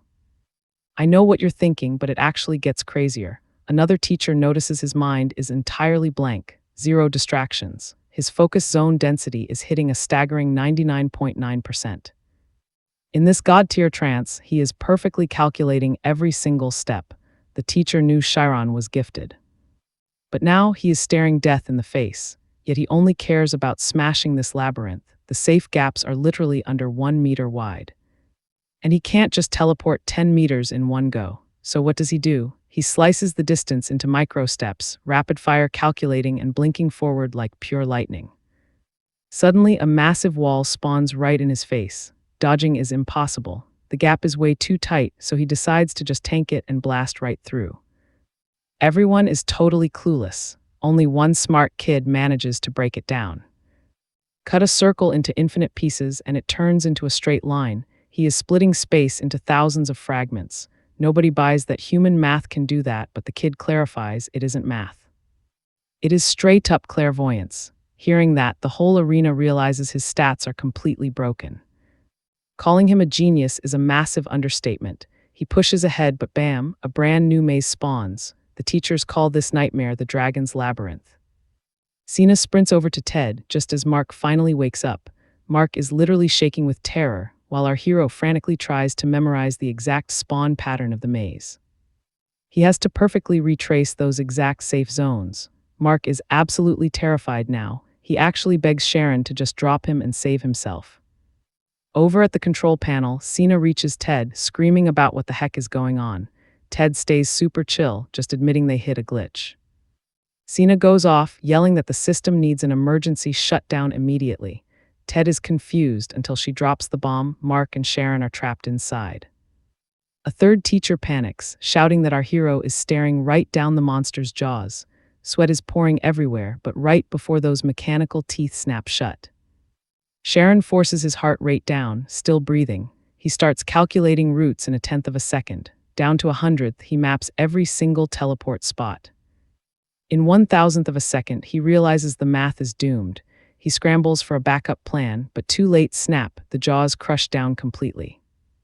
The whole crowd thinks our boy just got wiped out. People are literally covering their eyes. The director thinks he completely failed them, but guess what? He found the exit. You and I just witnessed a total miracle, didn't we? The crowd is staring at him like he is an actual ghost. Even he looks completely shocked he survived that. He isn't even sure how he escaped because his memory of the dash is completely blank. Meanwhile, Ted finally yanks the kill switch and resets everything back to level 0. Let's dive into this madness. The students were absolutely frozen, minds blown that our hero actually beat level 10. That stage was strictly for pros. But get this, no bragging. He just casually admitted he thought he was a goner. Carl totally gloated to Amy, yelling that he actually survived. Amy just thought he looked incredibly cool. Real survivors who give it their all, never show off. Soon, the whole crowd swarmed him, hyping him up. They screamed that he beat a stage 2 classes higher. Those 6th years were definitely going to be furious. Sina and Ted showed up, totally shocked he actually pulled it off. Ted begged her to see he did his best, but Sina snapped back, yelling that Ted was completely useless. Still, she pointed out both racers crossed the line together, so now, the principal had to make the final call. The director, though, was completely zoned out. Honestly, did the result even matter anymore? He was just so thankful our hero showed him a spark he hadn't felt in forever. Tyne watched him, remembering the Milch family was famous for top-tier light magic, respected by royalty. But that sudden greed bubbling up, all thanks to Chiron's insane talent. Tyne stepped up, hinting they finally found the kid to spark a new fire here. The headmaster was seriously hit hard by that performance. Watching the kid just unlocked a flood of ancient memories. Back in the day, he was super greedy and totally ignored fate. It had been years since his heart raced like this. Now watch closely, because the director steps up and announces only one winner passes. He tells everyone to cheer for the kid who gave them courage. The winner of the test, our hero, obviously, suddenly. Mark stood up and everyone thought he'd demand a rematch since they tied, but Mark was stunned. He just saw firsthand that Chiron was an absolute genius. He walked right up to Chiron, admitted he was completely wrong, and begged for forgiveness. As a mage, he owned up to his mess. Chiron just stared, telling him to take whatever punishment fit the crime. The crowd thought Chiron looked intimidating, but honestly, the dude was just dead tired. All he wanted was a nap. Seal and Amy were heading out, and Amy figured talking to him now was a bad idea. He'd already proved his worth. But then Chiron spotted Amy through his brain fog. He yelled out that he proved himself and promised to catch up with her later. That instantly made everyone super jealous, and Amy turned beet red. But plot twist, Chiron remembered literally nothing. When he woke up, totally blank. After that crazy stunt, he got bumped up to 5th grade. Still, teachers were scratching their heads. Did that crazy dragon maze just let him win? Then a massive disciplinary council was called. Many tried to defend Maria from punishment, but the other kids stepped up, confessing they were guilty too. They spilled everything about sabotaging Chiron's test. Things just got way more serious. Still, Maria swore she'd keep her word and take all the blame. One teacher actually felt bad for her tough situation. Sure, she didn't plan on physically hurting anyone. But the headmaster knew rules required strict punishment. Then Chiron spoke up. He demanded punishment too for ignoring orders and rushing the maze anyway. He admitted to dragging Mark through that super dangerous zone, even if he felt totally backed into a corner at the time. You see that coming, the principal was floored. Kids once blinded by pure ego and pride were finally owning their mistakes, genuinely trying to become better mages. This was the exact lesson the headmaster always wanted taught. When the final verdict dropped, people completely broke down in tears. Maria just couldn't hold it back anymore. To the staff, this was wilder than the actual race. A mass punishment like this had literally never happened before. Everyone caught heat. Mark and Maria got a 2-month suspension, the rest got 1. Even Chiron caught a penalty, writing an apology letter for charging the failed maze. Chiron totally got why he did it. He just hated losing. Even with fuzzy memories, he knew his stubborn brain was locked onto winning. His teacher realized this kid was way more intense than he looked. Sure, he seemed soft on the outside. But that was a total lie. While sleeping, Chiron had a brutal nightmare about the maze, creepy eyes staring, hunting him down. Suddenly, faint piano music snapped him awake. Morning already, time to sprint to class. Later, he picked some fresh apples and dropped them off for Amy. But she just panicked, looking at her notes, and bolted. Cut to a month later, everyone respected Chiron now. Amy still played hard to get, though making friends wonder if they were actually a thing. Turns out, Amy was aiming for military officer, since her specialty was insane precision shooting.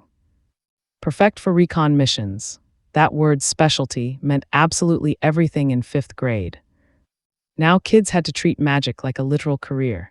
Being an absolute beast at one specific skill made you super valuable, regardless of your overall grades.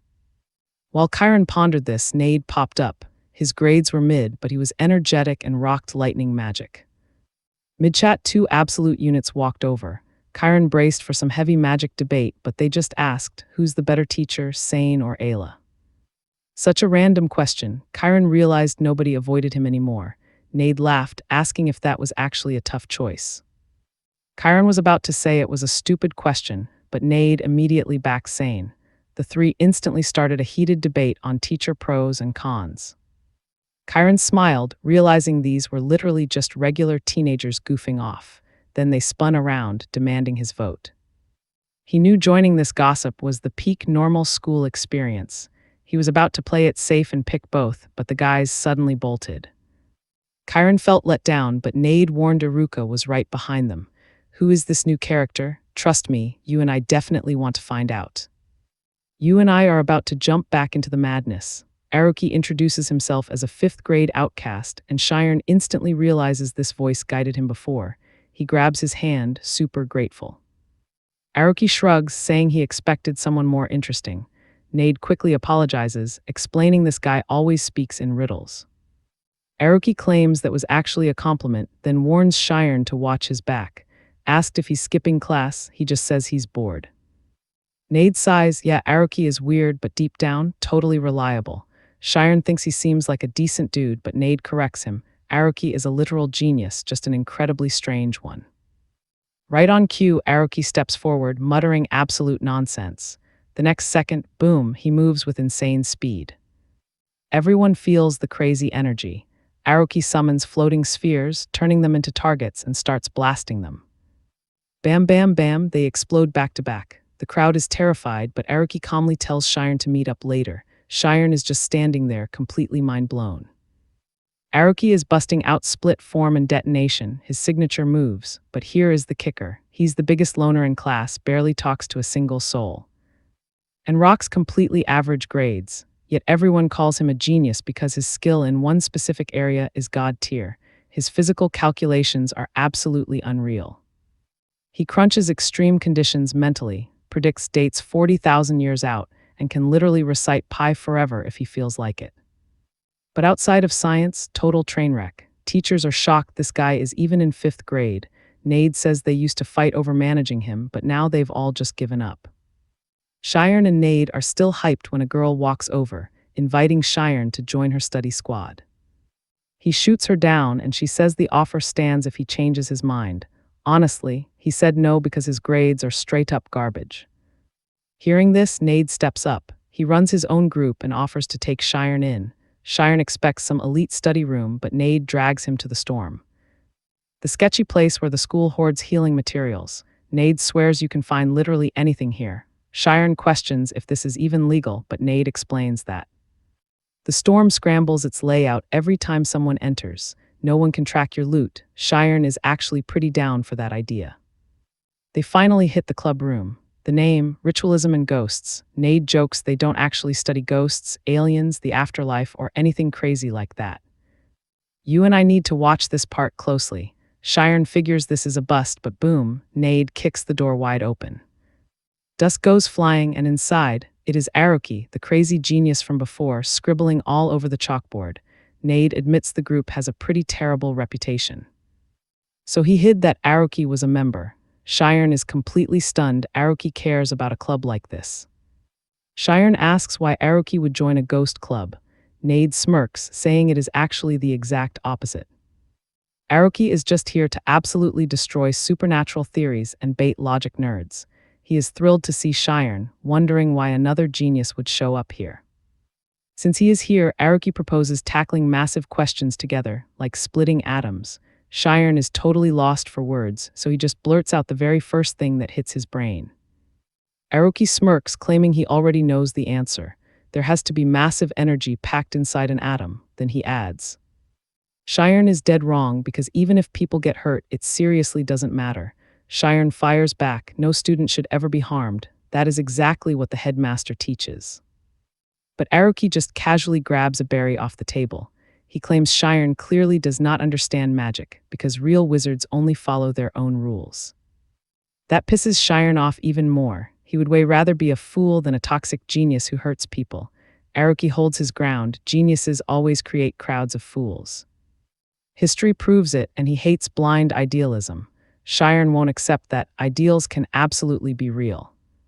Nade sees things escalating and tries to cool them down, but it is way too late. Shiren realizes this club is a complete waste of his time. Nade tries holding him back, but Shiren is completely done.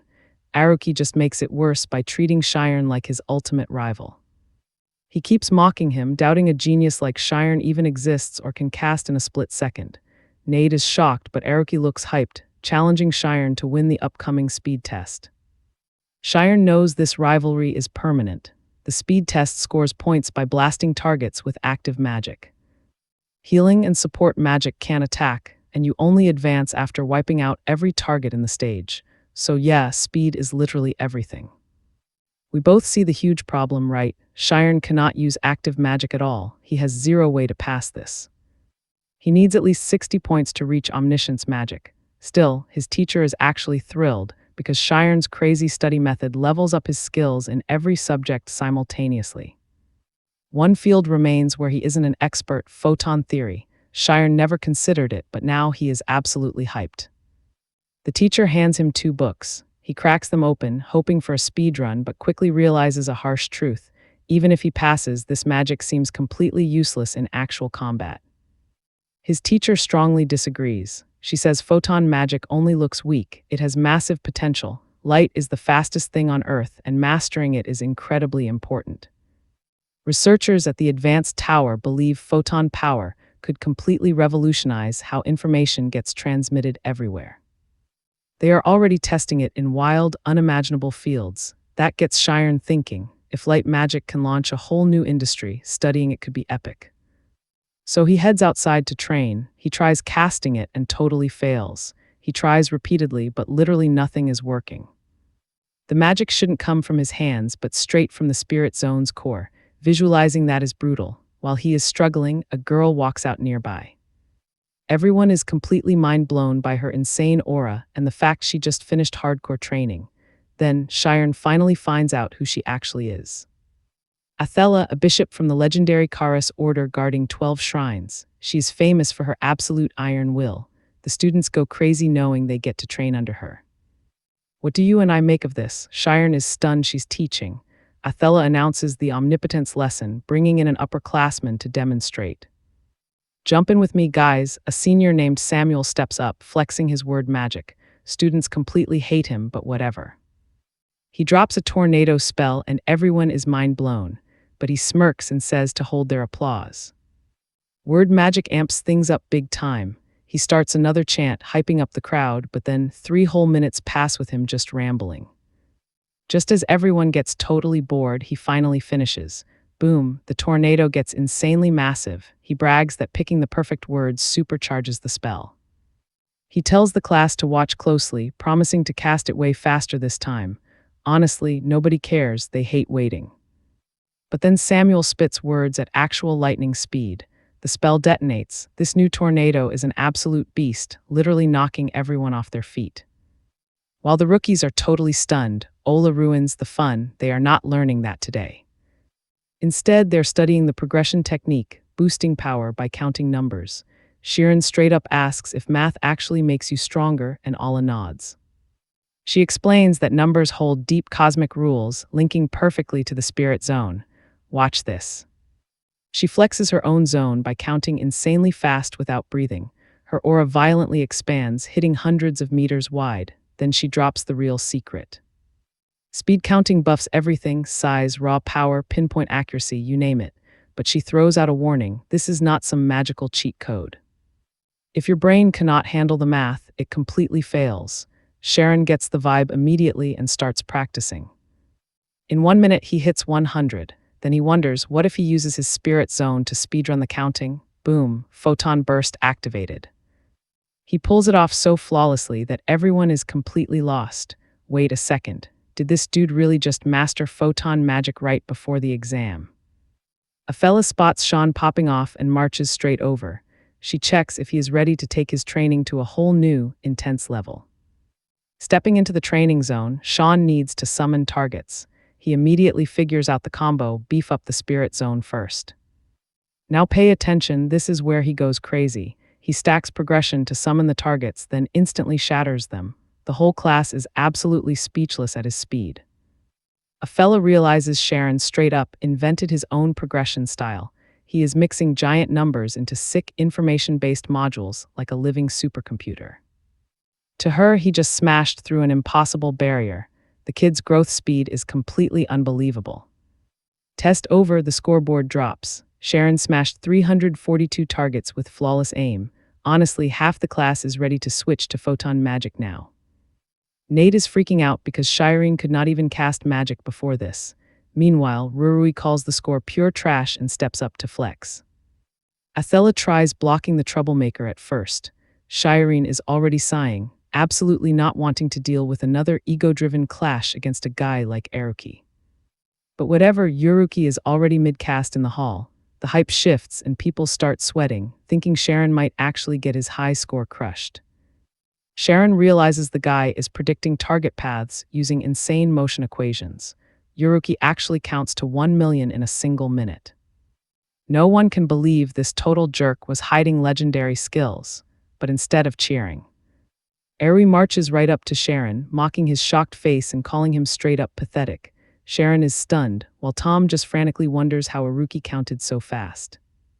With all eyes on him, Yuruki just shrugs. Easy peasy, he casually used a log system. Minds are blown. Counting with logs means feeling huge numbers perfectly, but bringing that into a pure progression counting method, that should make things 100 times harder. It is literally a savant-level cheat code. He dares Chiron to beat him, but Chiron calmly replies that winning is not the goal here. He is only focused on the exam. Arui laughs it off to him, that is straight-up loser talk. You saw that too, right? Iruki is acting fake tough, but Chiron realizes something big. Winning this contest means his own method is the right one. Ruki mocks the genius Chiron, daring him to match his counting level. The hype is unreal because scores depend completely on hitting targets before the clock runs out. Every level drops way more targets, and failing once means game over. Plus, these targets get ridiculously faster every single round. Move slow and your score tanks. Chiron calculates that hitting 700 points means 0 misses, plus clearing level 30 in just 1 single minute. That is 5 seconds per stage. He locks in and grinds. In 1 week, his score jumps 200 points. His speed is wild, but Yuruka stays ahead. Even worse, Yuruka beats him by exactly 1 point daily. A total flex, proving he could crush Chiron without even trying. The whole academy is completely obsessed with their crazy rivalry right now. Nad tries playing peacemaker, saying he supports both of his bros equally, but he totally admits watching them clash is purely entertaining. He thinks they will both break the record. Chiron asks whose it is. Naded grins, his girlfriend Amy, at 987 points. Cut to the legend herself. Chatting with a buddy, Amy looks stressed. Senior year is basically a nightmare, testing absolutely every brain cell she has. Taking a breath, she promises the 5th year is a breeze compared to graduation. Then Amy randomly asks how Chiron is holding up. Her friend is shocked since those two literally never talk. She spills the tea anyway. Hearing the drama, Amy realizes Eruki probably tormented her back then too. Playing perfect, tossing feelings aside and weaponizing them, her friend begs Amy to just step up and help her boyfriend. But Amy is super chill. Chiron can handle his own battles. Meanwhile, a massive crowd gathers as Chiron finally smashes through the 700-point barrier. Hitting that in 2 weeks is insane. Aruki just smirks. So what do you and I make of this? This rivalry is about to go nuclear. Even she would lose despite holding the record. Then Arui beat Shiren's score again, and for the first time, Chiron actually thought he might lose. Stick with me here because you and I are about to see him snap. He sat in his room, stressing over the exam 3 days away, totally unable to pass Aruki. But then he remembered everything and chose to believe in himself again. Part of him even admitted Aruki was right. Quitting right now, absolutely not an option. To beat him, he had to look past the numbers. What were they really? What was the core of this progression method? Plain numbers literally meant 0. Staying trapped in his head meant going nowhere. He had to actually feel it. How far does counting go? What is past the limit? He kept pushing until something dragged him under. Boom, 40 hours gone. Test day was finally here and the room was totally packed with seniors showing up too. The tension was insane. Everyone was hyped for Aruka versus Kyron. Bets were placed, nerves were high, and when Team 20 stepped up, Kyron and Arui, the hall went silent. Even the teacher Node knew the crowd was here for them. The second the test kicked off, both guys absolutely shredded the targets at blinding speed. Most eyes were glued to Aruka's score, but Shiren's buddy noticed something wild. Kyron was actually pulling ahead. Now pay attention, this is where it gets crazy. Everyone thought Aruka was holding back, but he was actually going all out. So what did Shiren do those last 3 days? The teacher figured it out instantly. The first time blazing a trail takes forever, but once open, you sprint. That exact logic applied to their scores. Kyron had tapped into something way beyond normal. The dude was insane. He kept spamming photons without slowing down, but the teacher immediately spotted a huge flaw. 1 second of distraction would ruin him. The crowd went nuts as the speed kept ramping up, forcing Aruka to use 100% of his brain power. That is when everyone realized he was working with 2 zones. Even the teacher was stunned. How could anyone calculate that fast? Almost everybody thought the match was over. Amy was right, Kyron was just unlucky. He felt it too. Had he actually hit his limit, was there seriously nothing else to do? Then it clicked, his only roadblock was fear. He had to shatter his limits and focus purely on numbers. The second that wall crumbled, an energy field exploded around him, wiping out everything. The crowd still bet on Aruka to win, but suddenly, Arui could not figure out why time felt so ridiculously slow. When it ended, he thought his 1,247 points would be enough. Nope, everyone rushed to Kyron. He broke the record. Then Arui walked over, offering his hand. He took the L, admitting Kyron was not boring at all, and confessed he was right. Shiren was absolutely stunned, but Aruki kept going. If the charge is controlled, nothing happens. But if the shell cracks, someone has to take the blame, and from now on. That person is Kyron. The crowd kept murmuring Aruka's weird speech about charges and control, but hey, every single particle has an equal opposite. You and I gotta wonder, what is Kyron's opposite, fear or strength? If anyone could stop Aruki, it was him. Kyron saw the genuine fear in his rival's eyes. So he shook on it, promising to stop him if his power went rogue. Afterward, Nade ran over to celebrate with the squad. But the teacher quickly pulled Shiren aside. She asked if he grasped what realm he just tapped into. That space is insanely dangerous, and stepping inside means risking losing yourself. Some folks call that state nirvana. Reaching infinity is totally possible, but anyone who touches it might also fade into absolute nothingness. Kyron actually saw a massive void pulling him in. He kept dreaming about it afterward, and now his whole body felt super weird. The first thing he did was tell Nee and Aruka he felt like ghosts were stalking him. They were confused by his serious tone, but Aruka instantly lined in. Did all of that actually happen in his dream? The stars, the endless void, the vibration. If so, Aruka guessed Kyron saw an incalculable number, something literally existing way beyond space itself. Kyron wondered the exact same thing. How do you dream about something you have never actually seen? Then Nye mentioned crazy stories from 200 years ago about experiments moving the human soul. They got shut down for being completely inhuman. But survivors claimed they remembered things they had never witnessed. Some swore it was real. While Natty kept creeping Shiren out, Aruka realized this actually explained everything. If Kyron's soul got ionized by electricity and sparked a quantum effect, then maybe he actually crossed beyond the entire cosmos. Aruka was talking about a microscopic world, meaning Kyron's soul might have shrunk enough to slip right into the atoms. Kyron's mind was completely blown. Aruka told him to be honest and reveal what actually happened. Kyron spilled everything, and Aruka just burst out laughing in pure delight. His dad actually mentioned this before, a number acting as the ultimate key. After hearing that, Kyron finally decided to join their club. Nade was totally hyped, insisting they sign the papers right away in the cafeteria. Literally nobody expected Kyron to join this group or any club at all. But somehow the most dangerous teacher caught wind of it, and that is where we leave it today. If you and I are on the same page, smash subscribe and comment. Catch you guys in the next video.